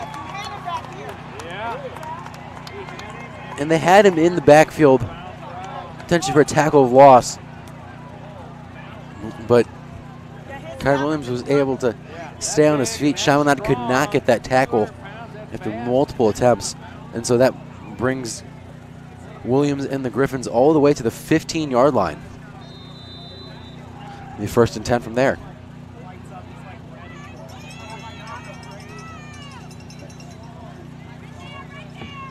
And Griffin John attempting to run the ball. Doesn't gain much on that play. 1 yard to be exact. Or make that 2 potentially.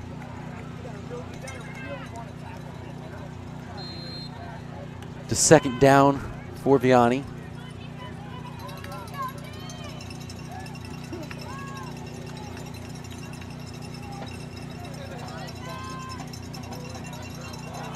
Griffin John with a handoff to Percy Mitchell, who runs it right up the middle and into the end zone. And that's a touchdown for Vianney. Score is now tied once again, 28 apiece. It's been the definition of a back-and-forth game so far. Neither side really being able to gain any ground whatsoever. Both teams' biggest lead was 7.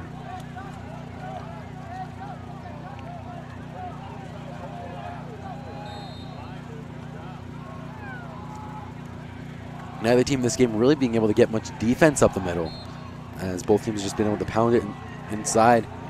And there's nothing really either team could do anything to counter it.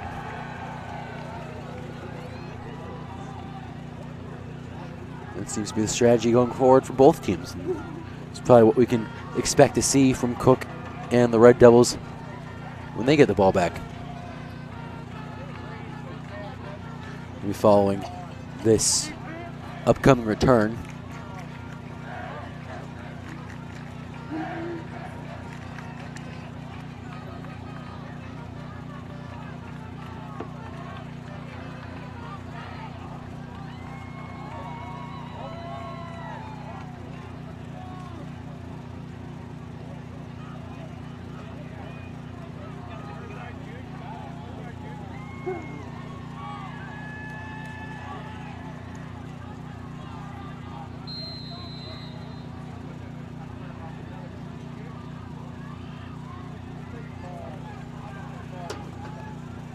Lucas Menz coming back out for that kick.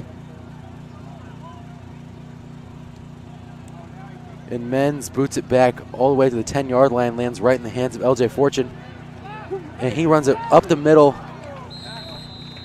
and gets brought down. Takes kind of an awkward fall, and he's slow to get up. Still not on his feet. And now finally brings himself back to his own feet. Limping off the field now. Being helped off by his teammate Luke Nichols. Well, I can see LJ has his mother's ability. LJ has his mother's ability. Red Army showing their support for LJ, breaking out into a "We've got LJ" chant as he rushed off the field.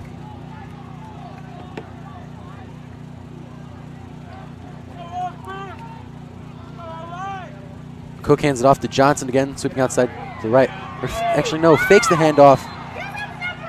And Brady Cook is sacked. Again, that makes it 5 times in this game alone. Very reminiscent of the CBC game.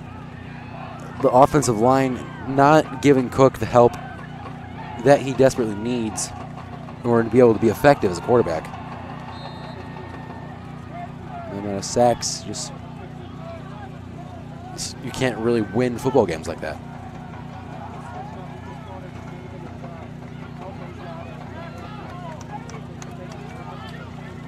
Hopefully the Red Devils can bounce back though. And Cook fakes the handoff this time, passing to Danny Sheehan. And Sheehan with a big hit. And getting a stare down on that player, but the refs don't call anything on it, actually. Big hit there from Danny Sheehan. Great play there from the former CSPN announcer from last season.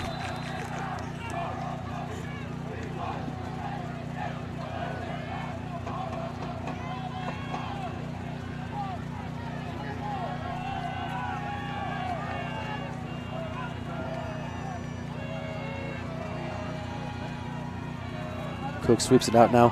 And Johnson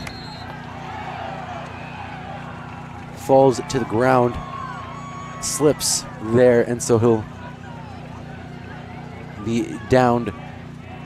So now it'll be 4th and 10 for the Red Devils, presumably going to punt the ball back on the 34-yard line. And if the Red Devils didn't get anything from that play, at least we got to see that wonderful hit from Danny Sheehan.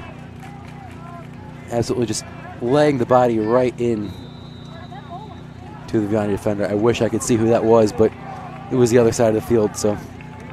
And I cannot see that far, as I'm not superhuman.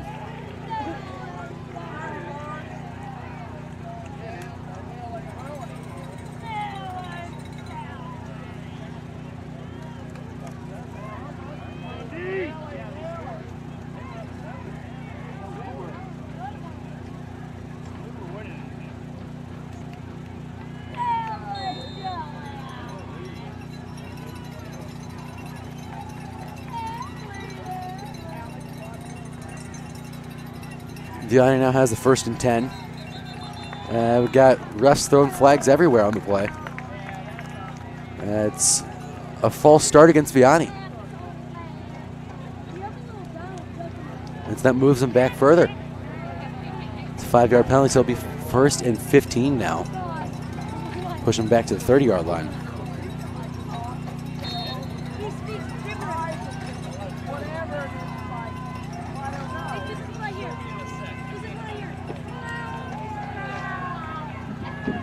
Griffin John's pass is complete.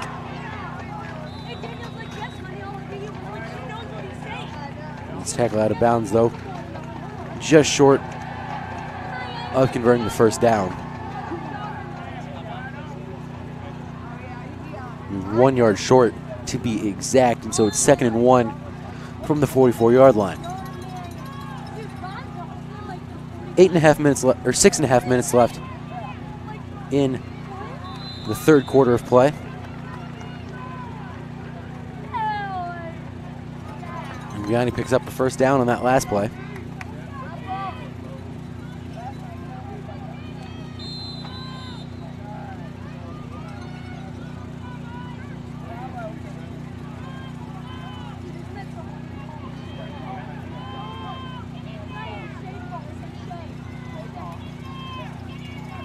And Griffin hands it off. Percy Mitchell, who runs it right up the middle.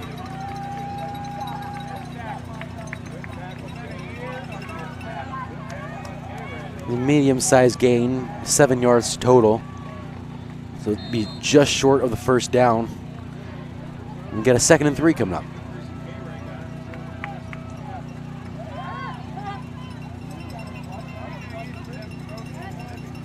Griffin's looking to their sideline.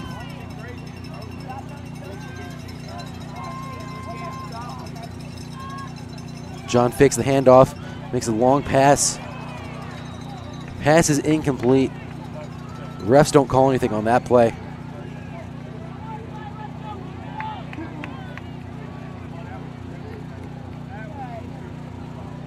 It's now a 3rd and 3 now for the Golden Griffins.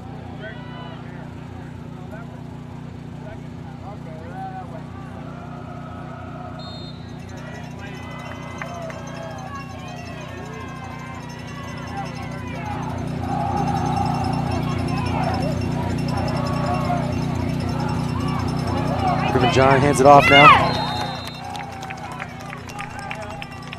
And the attempt to convert that 1st down is no good. Chaminade defense comes up with a huge stop. Tackles him for a loss of 1 yard on the play. So it'll be 4th down. I believe Vianney's going to try and go for it.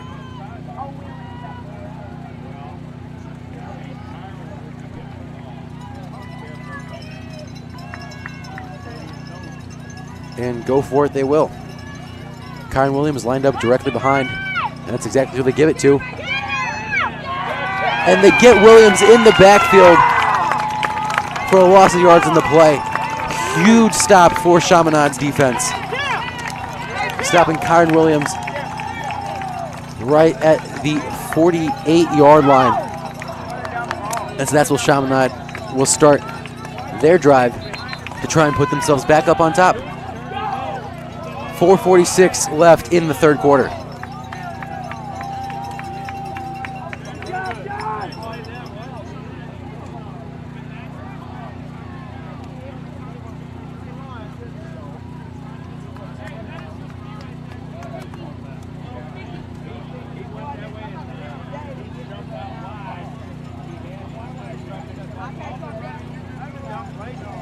While we've got this break, Jack, we've had some concerns about the weekly email not being received by some of our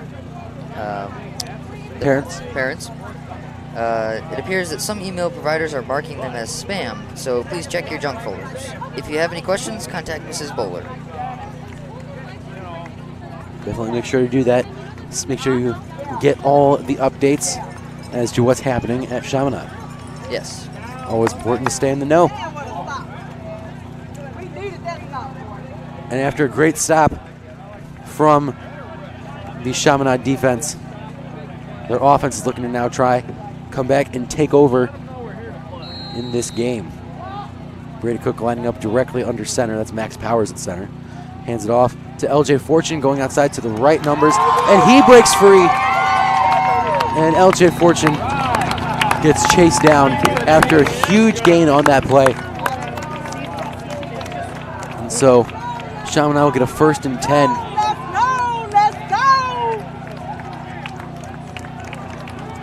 Another great momentum booster for the Red Devils. They'll place the ball all the way on the 12-yard line.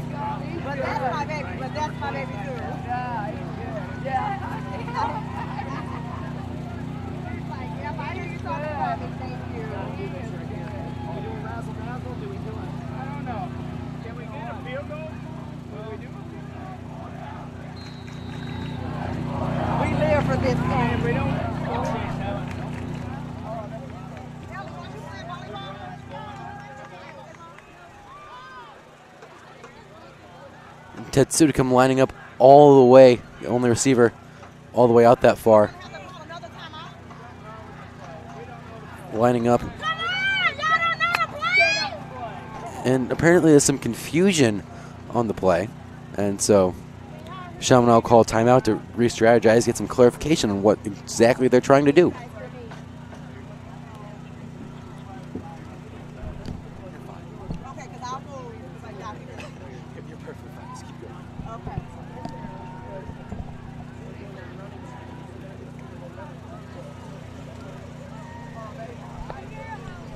Jack?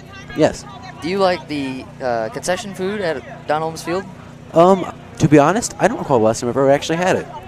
Well, our football concessions stand is in need of volunteers.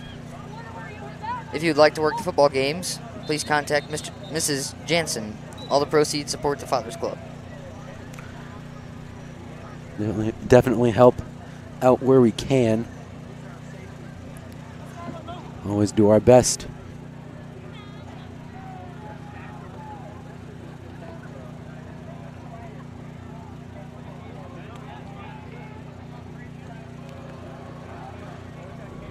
Chaminade has a 1st and 10. The ball's being put on the 17-yard line.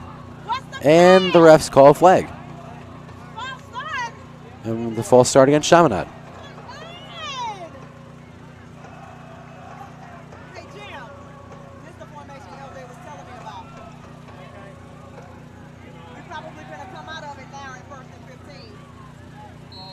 So now, ball's being pushed back 5 yards. We got a 1st and 15 now from the 22. Still 4:14 to go in the 3rd quarter.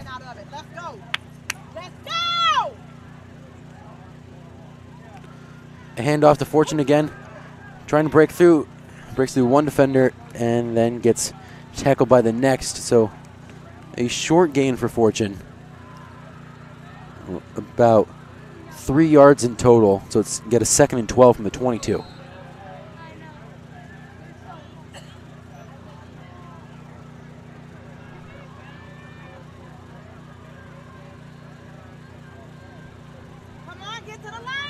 The line to gain for the Red Devils is the 8-yard line.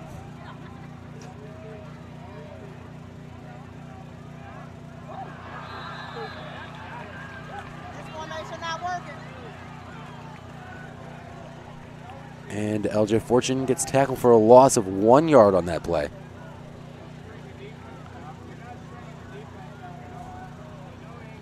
Fortune will be coming off the field. Amar Johnson goes out to replace him.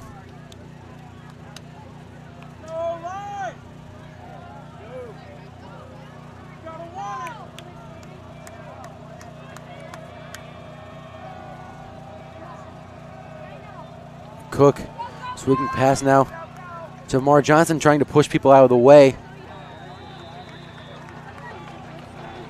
And the run play ultimately unsuccessful, but they're bringing on Adam Schmidt to try and kick the field goal and see if they can put Chaminade up to a score of 31-28 if Schmidt's successful with this field goal, kicking it from the 19. Adam Schmidt was unsuccessful on the only other field goal attempt he had this season, being from about 40-yard plus. But that one is good, and that's Adam Schmidt. What? Actually, my apologies. And the refs say it was no good. Kick from Schmidt is off the mark, and so score remains the same at 28. From my angle, it appeared good. I guess the ref said it went a little bit over, but my angle must not be the greatest. I also thought it went through. It looked like it from my angle. Yeah. I guess the refs can see it better down there, though. Yeah.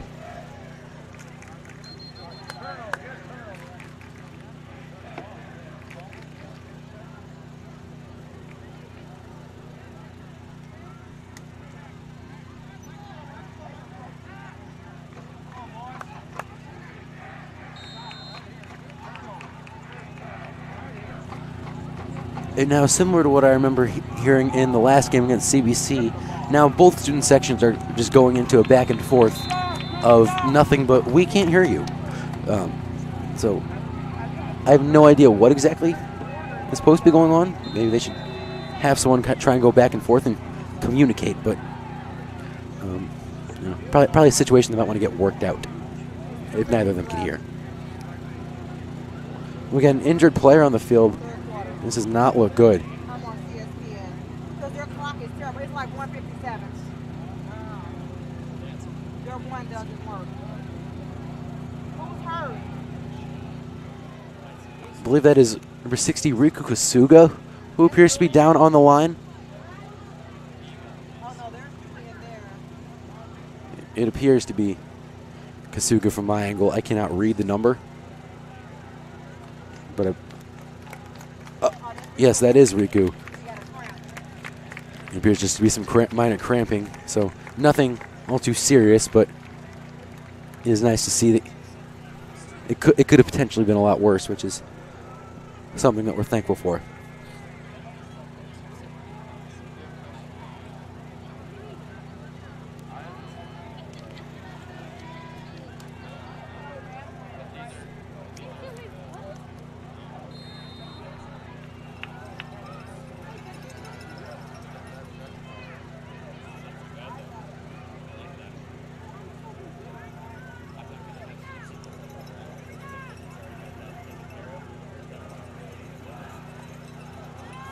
Griffin John looking to pass it. Does make the completion, but he doesn't gain any yardage after. He's able to be tackled by number 11, that's Jamison Terry. Critical juncture here for the Red Devils. 3rd and 5 now. The line of scrimmage is the 25.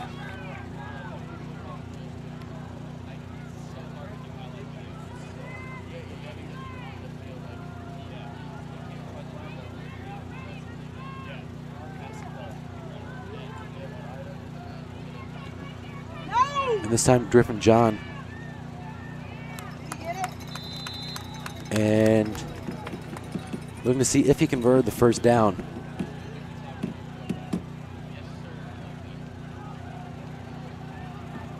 The refs are going to say yes, he did. And so they'll move the chains. 1:03 left in this third quarter.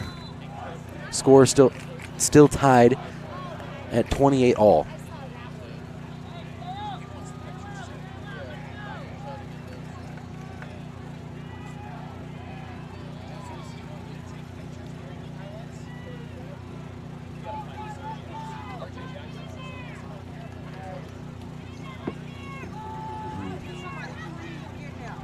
Hand off to Percy Mitchell that time.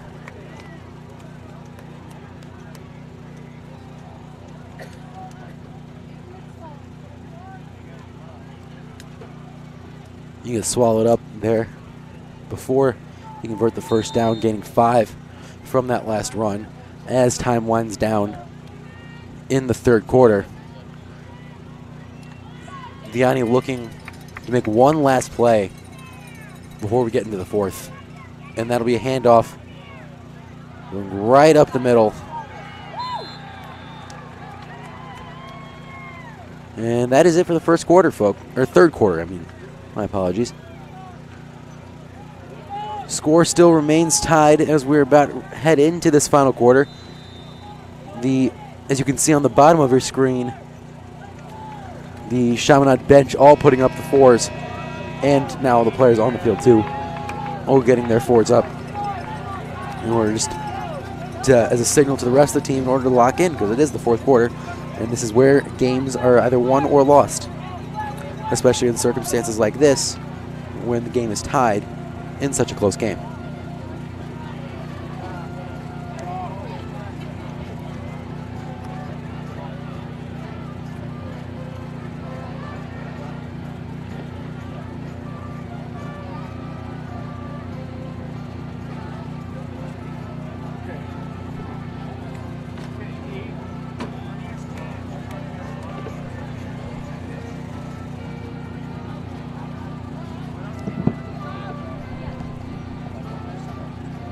Parents, we're gonna do the red, white chant. You're all red, they're all white. Follow me. Red! Red! Red! Red! Red! Red! Red!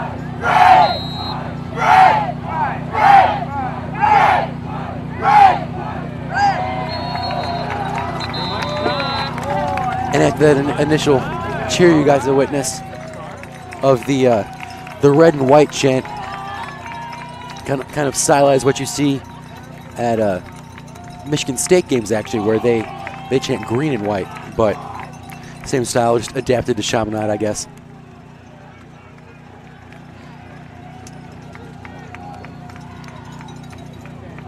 But the first play for Vianney of the fourth quarter, it's coming up right here. Refs call the 5-yard penalty against the Griffins, so that pushes them back, and it's a 1st and 15. And Kyron Williams has the ball in the backfield, running up, trying to make a gain, and does, and finally gets put out of bounds, about 3 yards short of converting.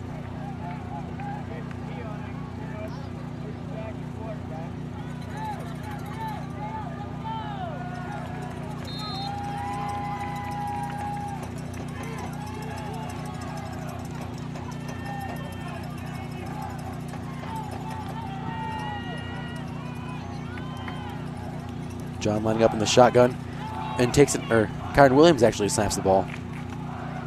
And he takes it right at the middle and gets just enough yardage in order to get that first down. And so 1st and 10 for Vianney on the 49-yard line. Make that 47.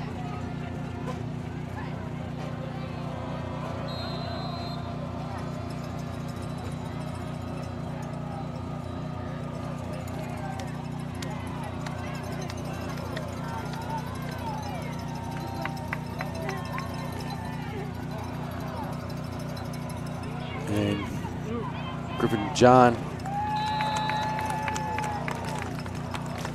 faked the handoff and took it himself. But the defense was not fooled. And so only gained 1 yard on the play. We got a 2nd and 9. The line to gain is the 35.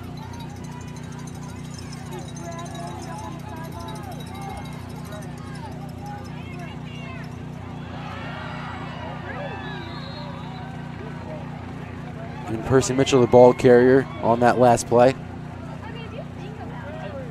And he gets a first down, and so Vianney will move the chains again.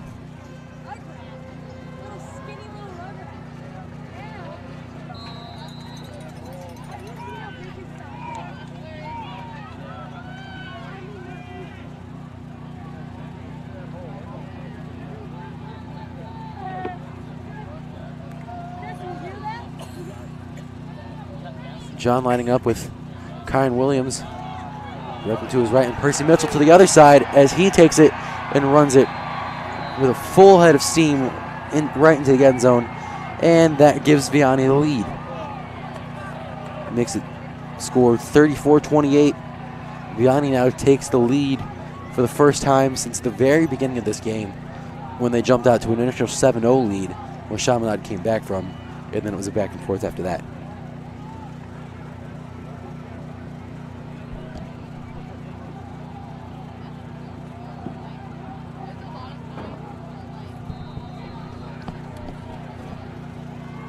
And Copeland's here for the extra point.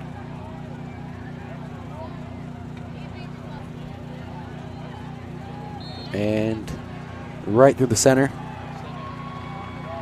Extra point is good. Vianney now pushes their lead to 7.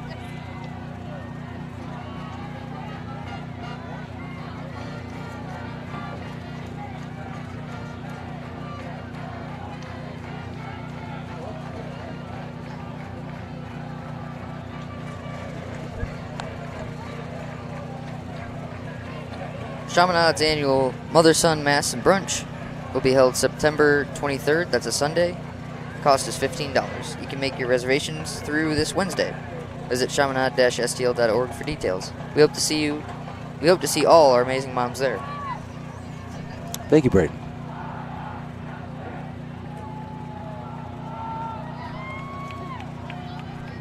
Ten and a half minutes left in the game.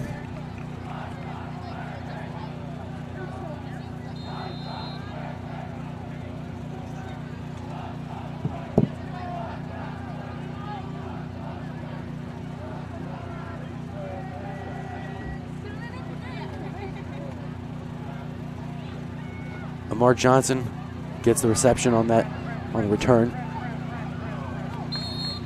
and tries to squeeze through the hole and does, but gets brought down right thereafter. And so Chaminade will start their drive right on the 40.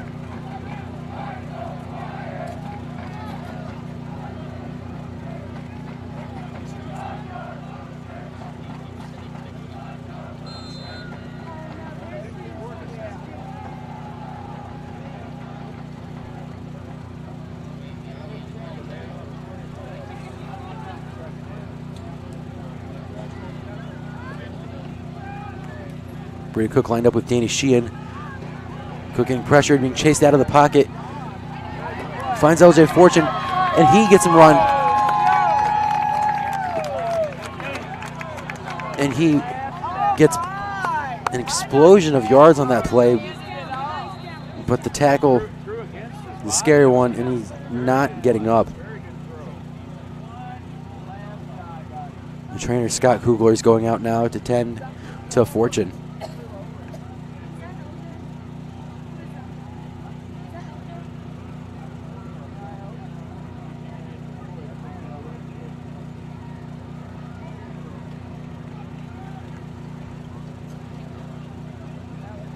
Fortune been struggling with some minor injuries all night.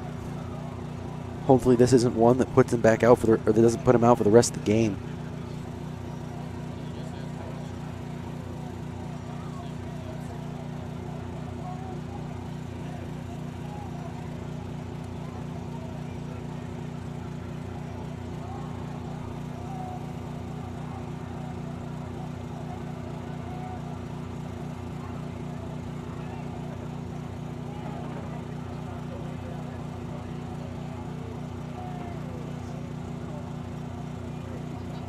Hopefully this injury is nothing serious. Chaminade has already taken enough of a hit to their running back core with the loss of Maurice Anthony for the season.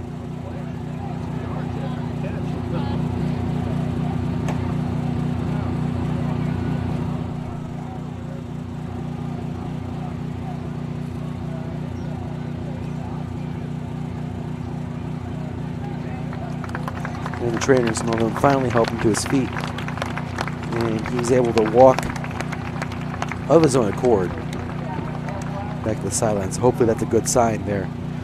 And we here all wish LJ the best. Hopefully this is nothing too dramatic. Hopefully he can return to the game, but not at the cost of his health in the longer term.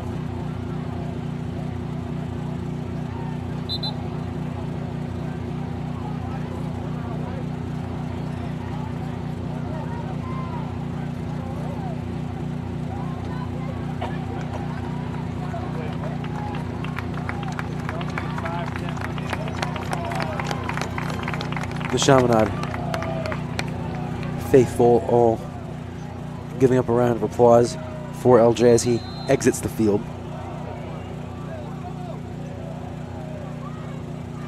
Cook now running out of time. Makes a pass, trying to get it to Danny Sheehan.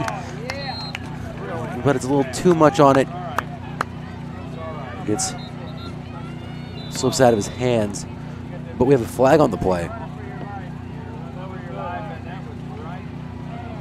Looking to see who it's on.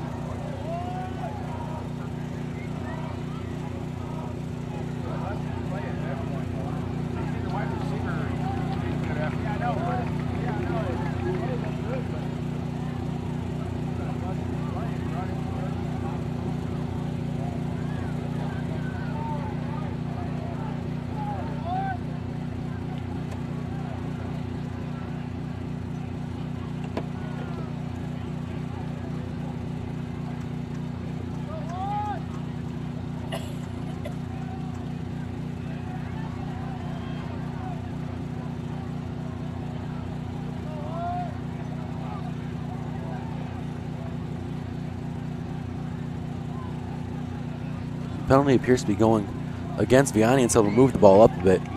Cook lining up with Agnew and Campbell to his right. Danny Sheehan directly to his left.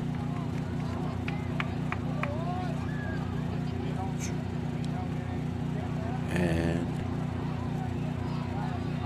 I'm not sure what Chaminade offense is doing. Cook fires it directly to Keyshawn Campbell. He makes the completion, and after a short gain of about 7 yards or so, he is brought down.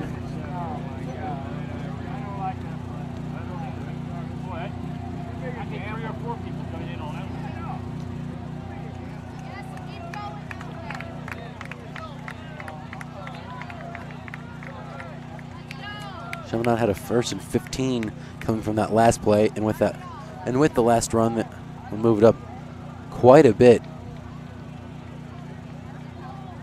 I believe there was a penalty or something called against Vianney on that last play, as now Chaminade gets a 1st and 10.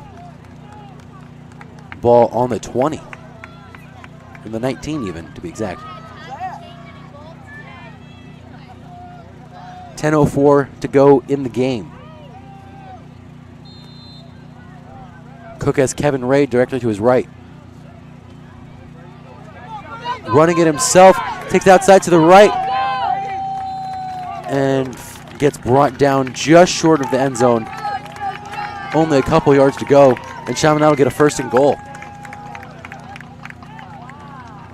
Refs will mark him down at the 5.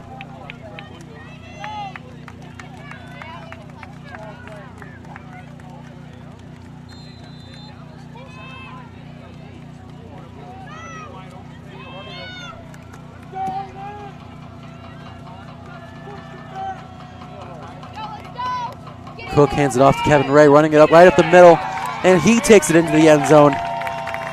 And now the score is all tied up right back at 35. The handoff from Brady Cook to Kevin Ray.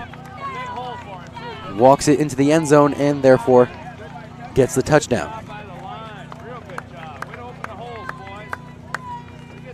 We are all right back into this game off that last run from Ray.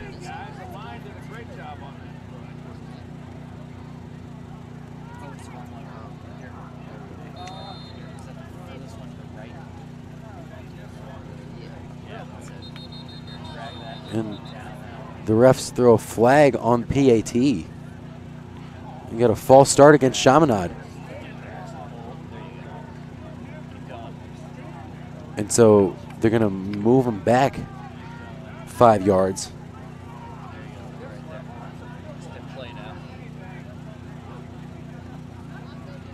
Or maybe not. Let's move him right back up. And so Adam Schmidt will be kicking it from the 15-yard line. And the kick is good. And so now the score is officially 35-35.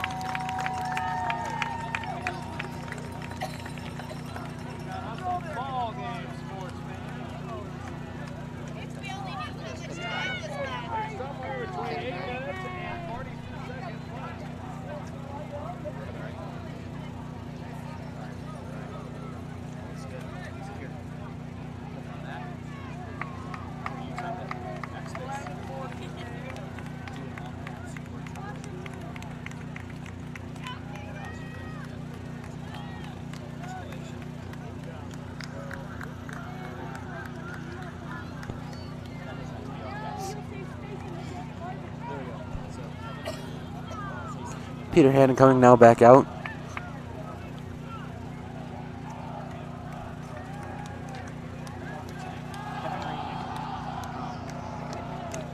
Just under 10 minutes to go, 9:42 to be exact. We have a ball game here, folks. We're all tied, 35 apiece.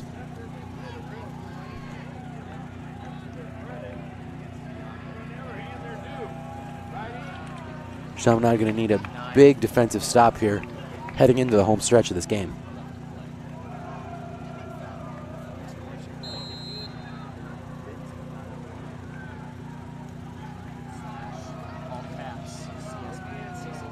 Hannon boots it pretty far within the 5-yard line.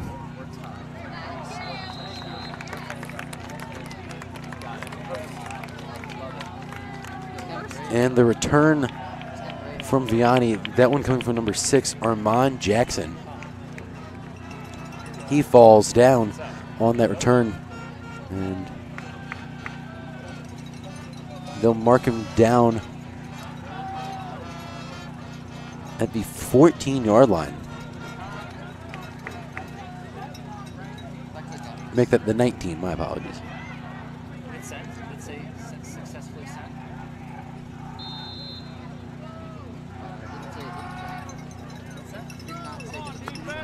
Stop here, boys.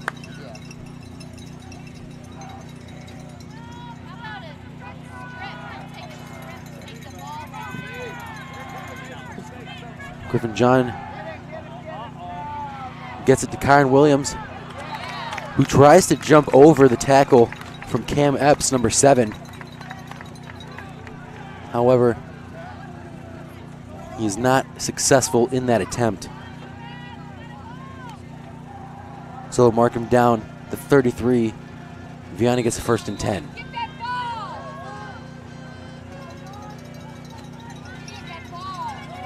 Griffin John hands it off. Tries to go up the gut, but there's no gain on that play. Or a very short one at that. Only 1 yard.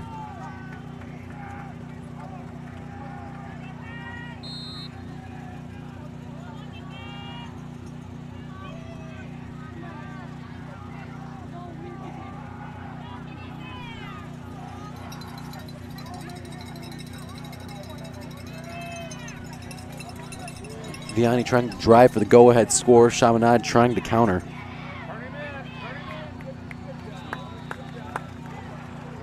And another run from Percy Mitchell.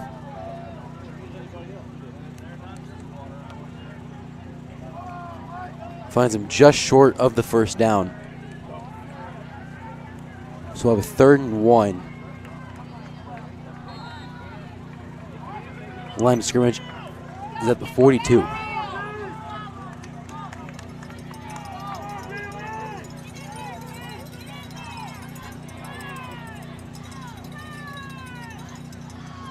Another handoff from John. Running outside to the right. He's still on his feet. And the Chaminade defenders can do no good on that play as Vianney takes it all the way to the house for the score. And Vianney retakes the lead. They now lead 41-35.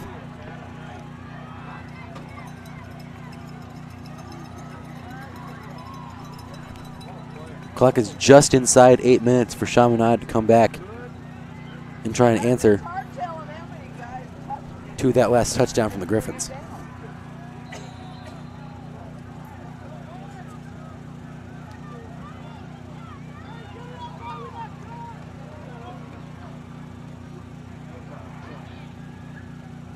And Copeland's kick is good. And so now Vianney once again leads by 7.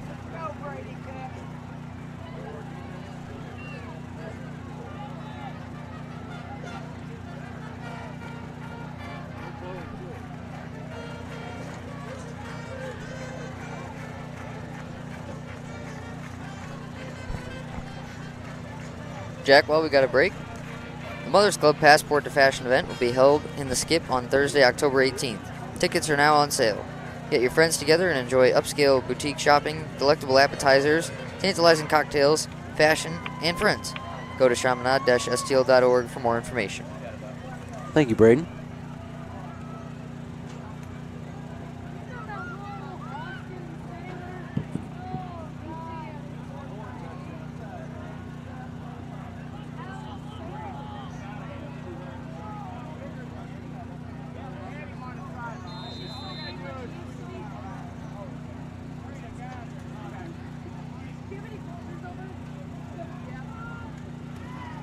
Kickoff from men's.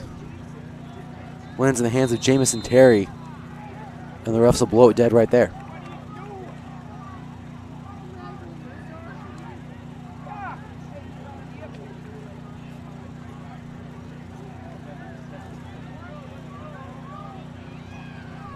Chaminade will start that drive on the 20-yard line.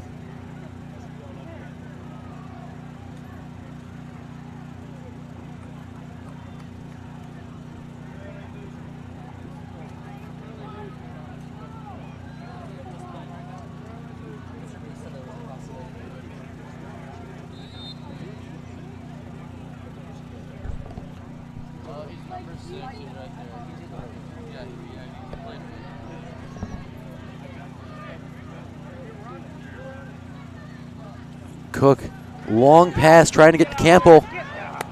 Just out of his reach, though. So pass incomplete.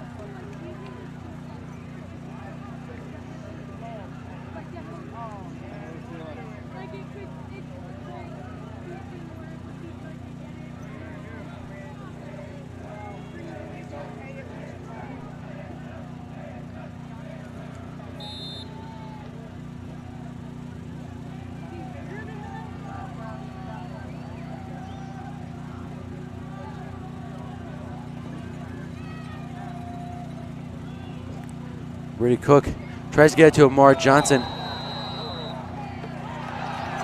And some big hits in the open field coming from both Kyron Williams and Armand Jackson. Both draw flags from the ref. So there'll be a penalty against Vianney.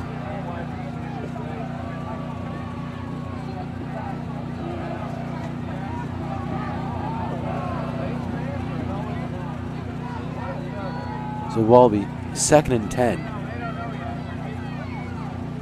on the 19-yard line.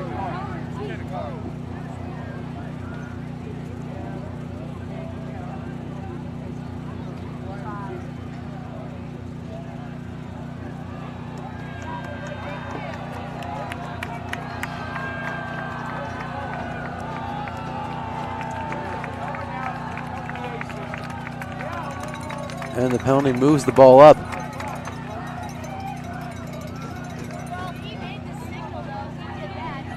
Quite an amount, and puts the ball now on the 34. Chaminade gets 1st and 10. 15-yard penalty.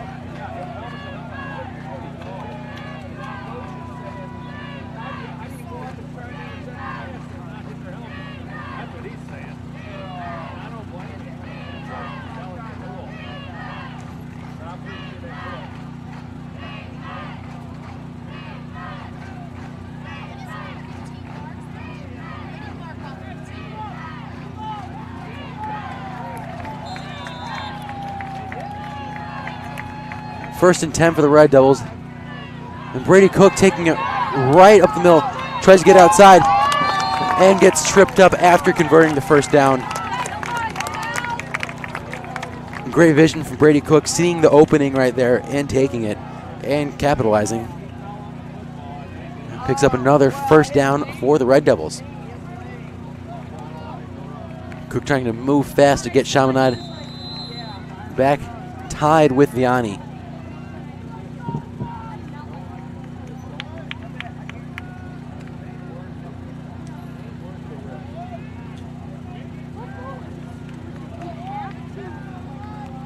Cook lined up directly under Max Powers at center.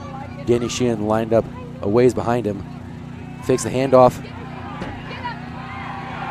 And Cook not able to escape all three of the Vianney defenders that swarmed him in the backfield and gets sacked by number 2, Max Hinton.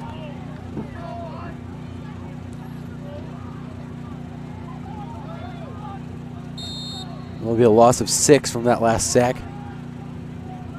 It'll be second down. The line of scrimmage is now pushed back to the 46, Chaminade's own 46.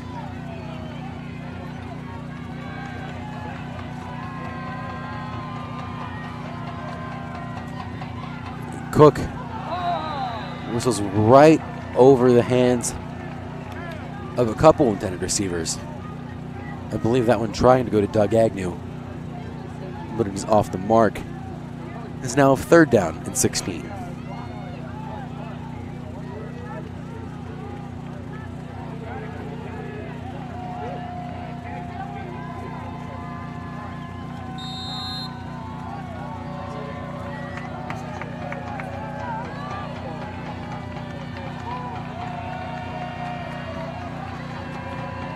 Cook makes a long pass, tried to get it to Amar Johnson, but it fell right through his hands, and so it becomes incomplete.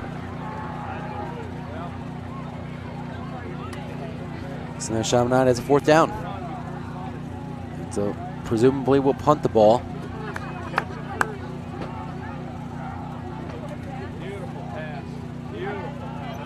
Pass was right on target to Amar Johnson, just Johnson could not hold on to it.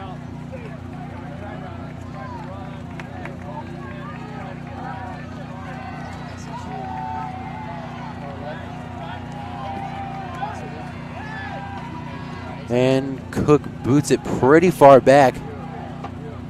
He's inside the 10. And Doug Agnew grabs it, so the refs blow it dead.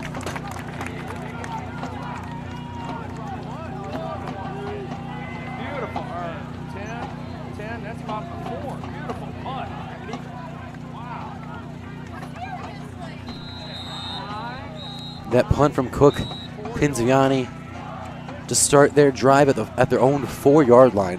Have 96 yards to try and go on this drive.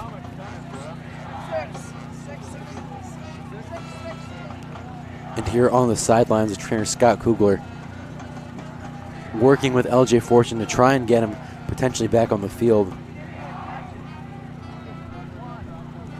Going through a routine of various stretches to see if something can be fixed.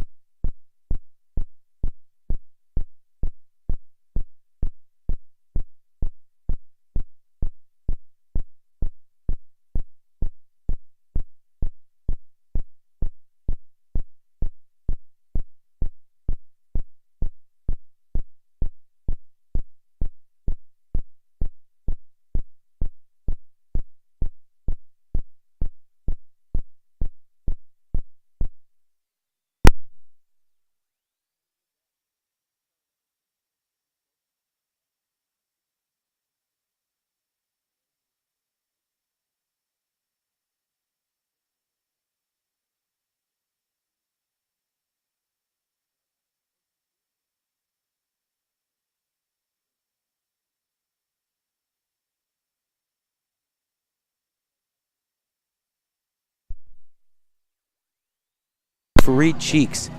And so that, therefore, Vianney now has pushed their lead. They lead 49-35. Clock running down. 6:16 to go.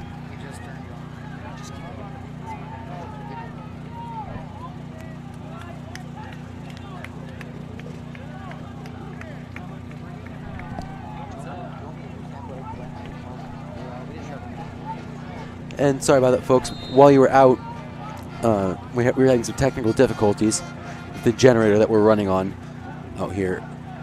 We're not running from the actual press box tonight. We're actually broadcasting to you outside from the bleachers out here at Vianney. But what you did miss was a 96-yard touchdown pass from Griffin John to Fareed Cheeks. And now that pushed Vianney's lead to 14 points now. Clock ticking down. About 6.5 minutes left in the game.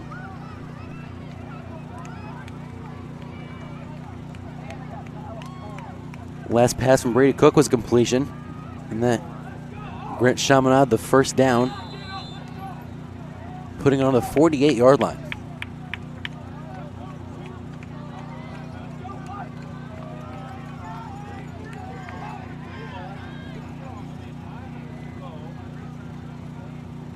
Brady Cook getting pressured and tackled from behind. Another sack. I believe that makes it either the 6th or 7th of the game, but the refs throw a flag on the play. I'm not sure what for. And it's a penalty against Vianney, so I guess the sack technically does not count.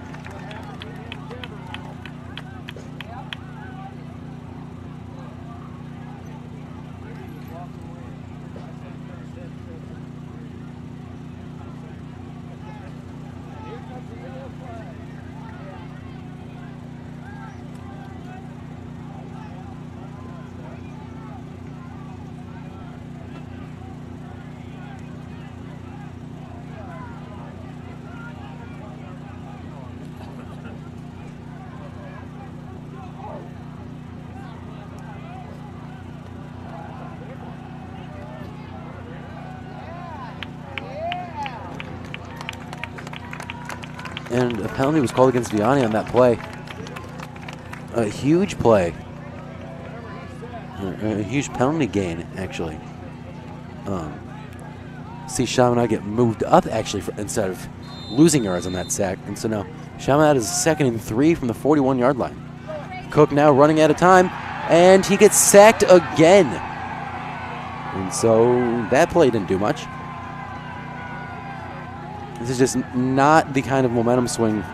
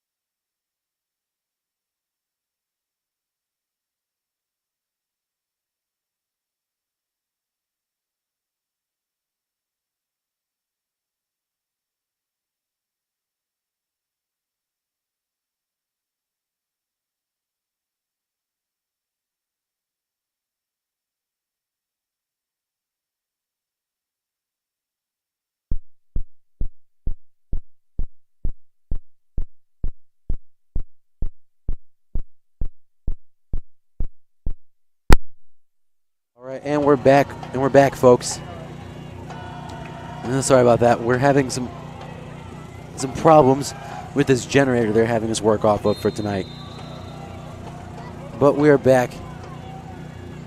Nothing really all too notable that came out of that minor break that we had.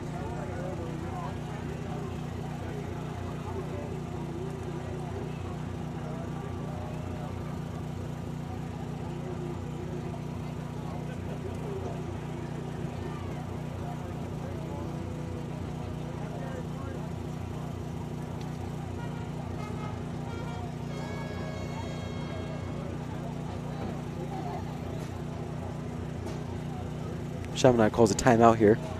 Braden, would you like to take over with some PSAs? Sure. Jack, do you like following Chaminade on social media? I do follow Chaminade on all my social medias, actually. And what is it about it that you like? Well, I mean, it's my school, so, I mean, I almost feel like obligated in a sense to follow them. Yes. Catch up on everything that's going around the Chaminade community. Definitely, definitely. Helps you keep up to date with everything at Chaminade. And in order to do that, follow We Are Chaminade on Facebook, Instagram, and Twitter. As once again, at We Are Chaminade. No underscores, no numbers, no dots, no nothing.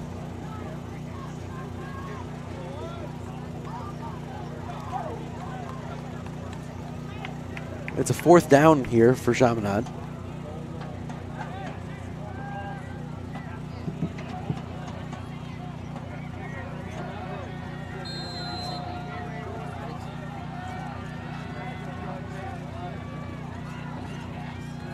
And Brady Cook now trying to run and convert the first down, and that's exactly what he does.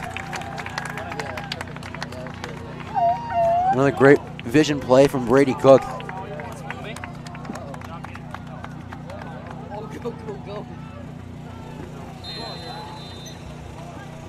Brady Cook able to turn something out of nothing in that play, finding the gap and converting the first down.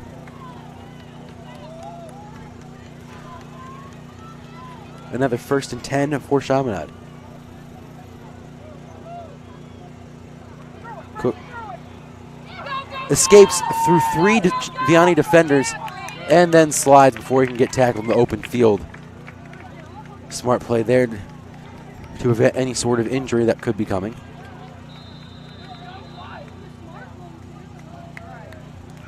Chaminade has a 2nd down. Cook gained 7 yards from that last run.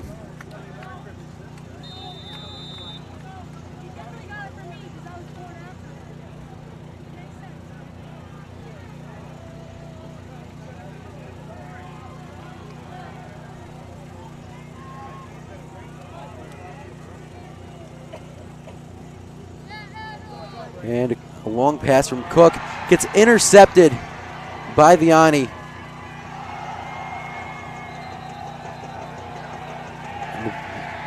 And the ball goes out of bounds. But 3.5 minutes left in the game. Cook not left with many options on defense. And it leads throwing a pick.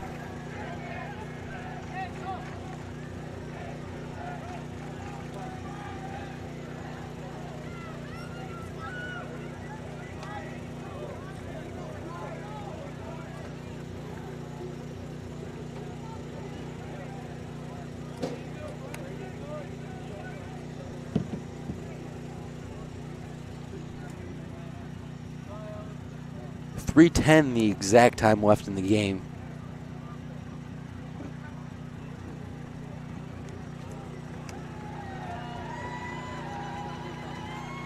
Chaminade going to need to pull out some big kind of play here. Potentially an interception. In a best case scenario on this play, or on this upcoming set of drives, or on this upcoming set of downs, would be a pick 6. But I mean, it's obviously a very idealistic way of thinking about it. But Chaminade's going to need to pull something out of their bag of tricks, and it's going to have to be something good and fast. Not a lot of time and 14 points to make up.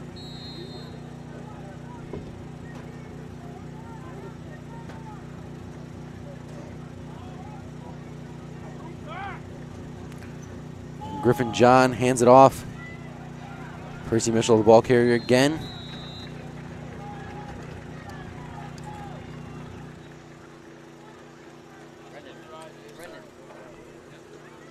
Refs marking down. Few yards short, 3 total of the first down line.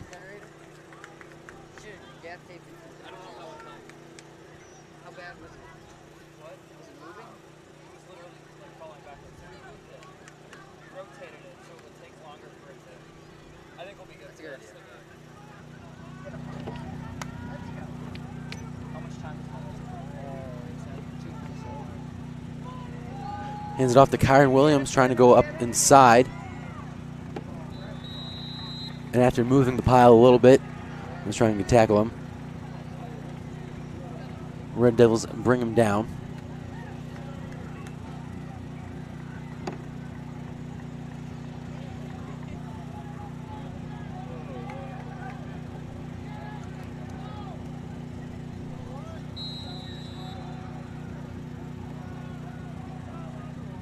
Time winding down. 2 minutes left now in the game.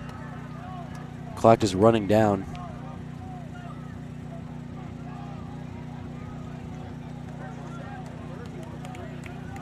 Now inside the 2-minute mark.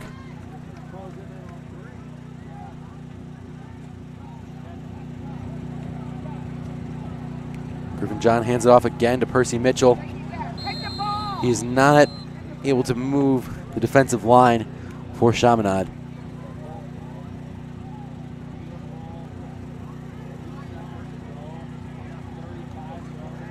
And I think a lot of people are kind of closing the book on this game. A lot of the Red Army heading out, trying to beat traffic, as they believe this game's already been decided.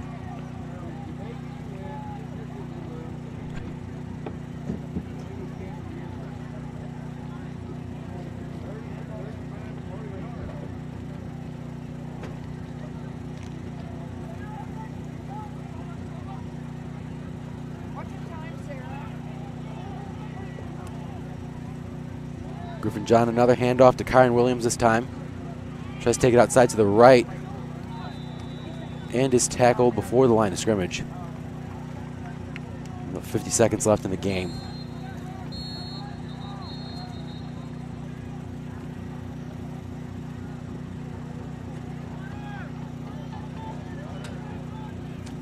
Vianney has a third down. Presumably would, as they call a timeout actually on the play. Braden, you have any last PSAs you want to get through? Apparently we do not. Actually, we've exhausted all of our PSAs we have for this game. But that gives me plenty of time to tell you about next week's game. Chaminade comes back home for the second time this season, playing back at the Don next Saturday. On the 21st night of September. He'll be playing the Jays from Jefferson City High School. And it'll be, once again, on Friday, September 28th, or 21st, I mean, sorry, against Jefferson City at 7 o'clock at Chaminade. I believe that is a game that we'll be having the barbecue beforehand in order to kick off the one that was originally planned for the game against Belleville East, but it got postponed. I believe that will be this coming Friday. Sounds right. So definitely make sure to come out to that in support Chaminade Athletics. And Griffin John's pass on that last play is incomplete.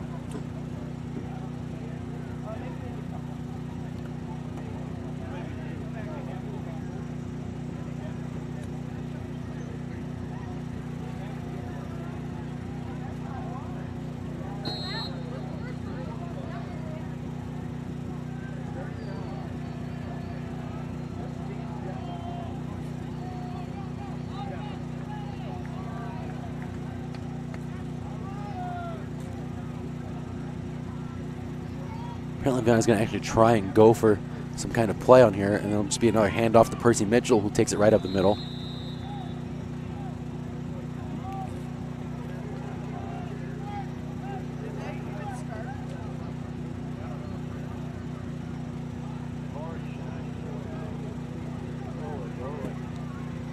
And Vianney does not convert a first down on that play, and so Vianney will turn it over on downs.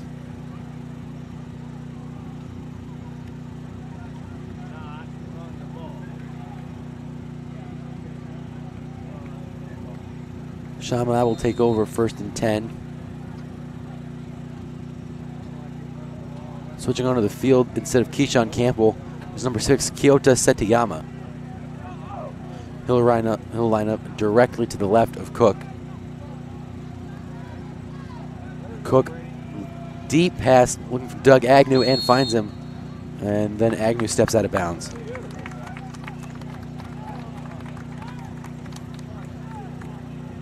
About 35 or so seconds left in this game.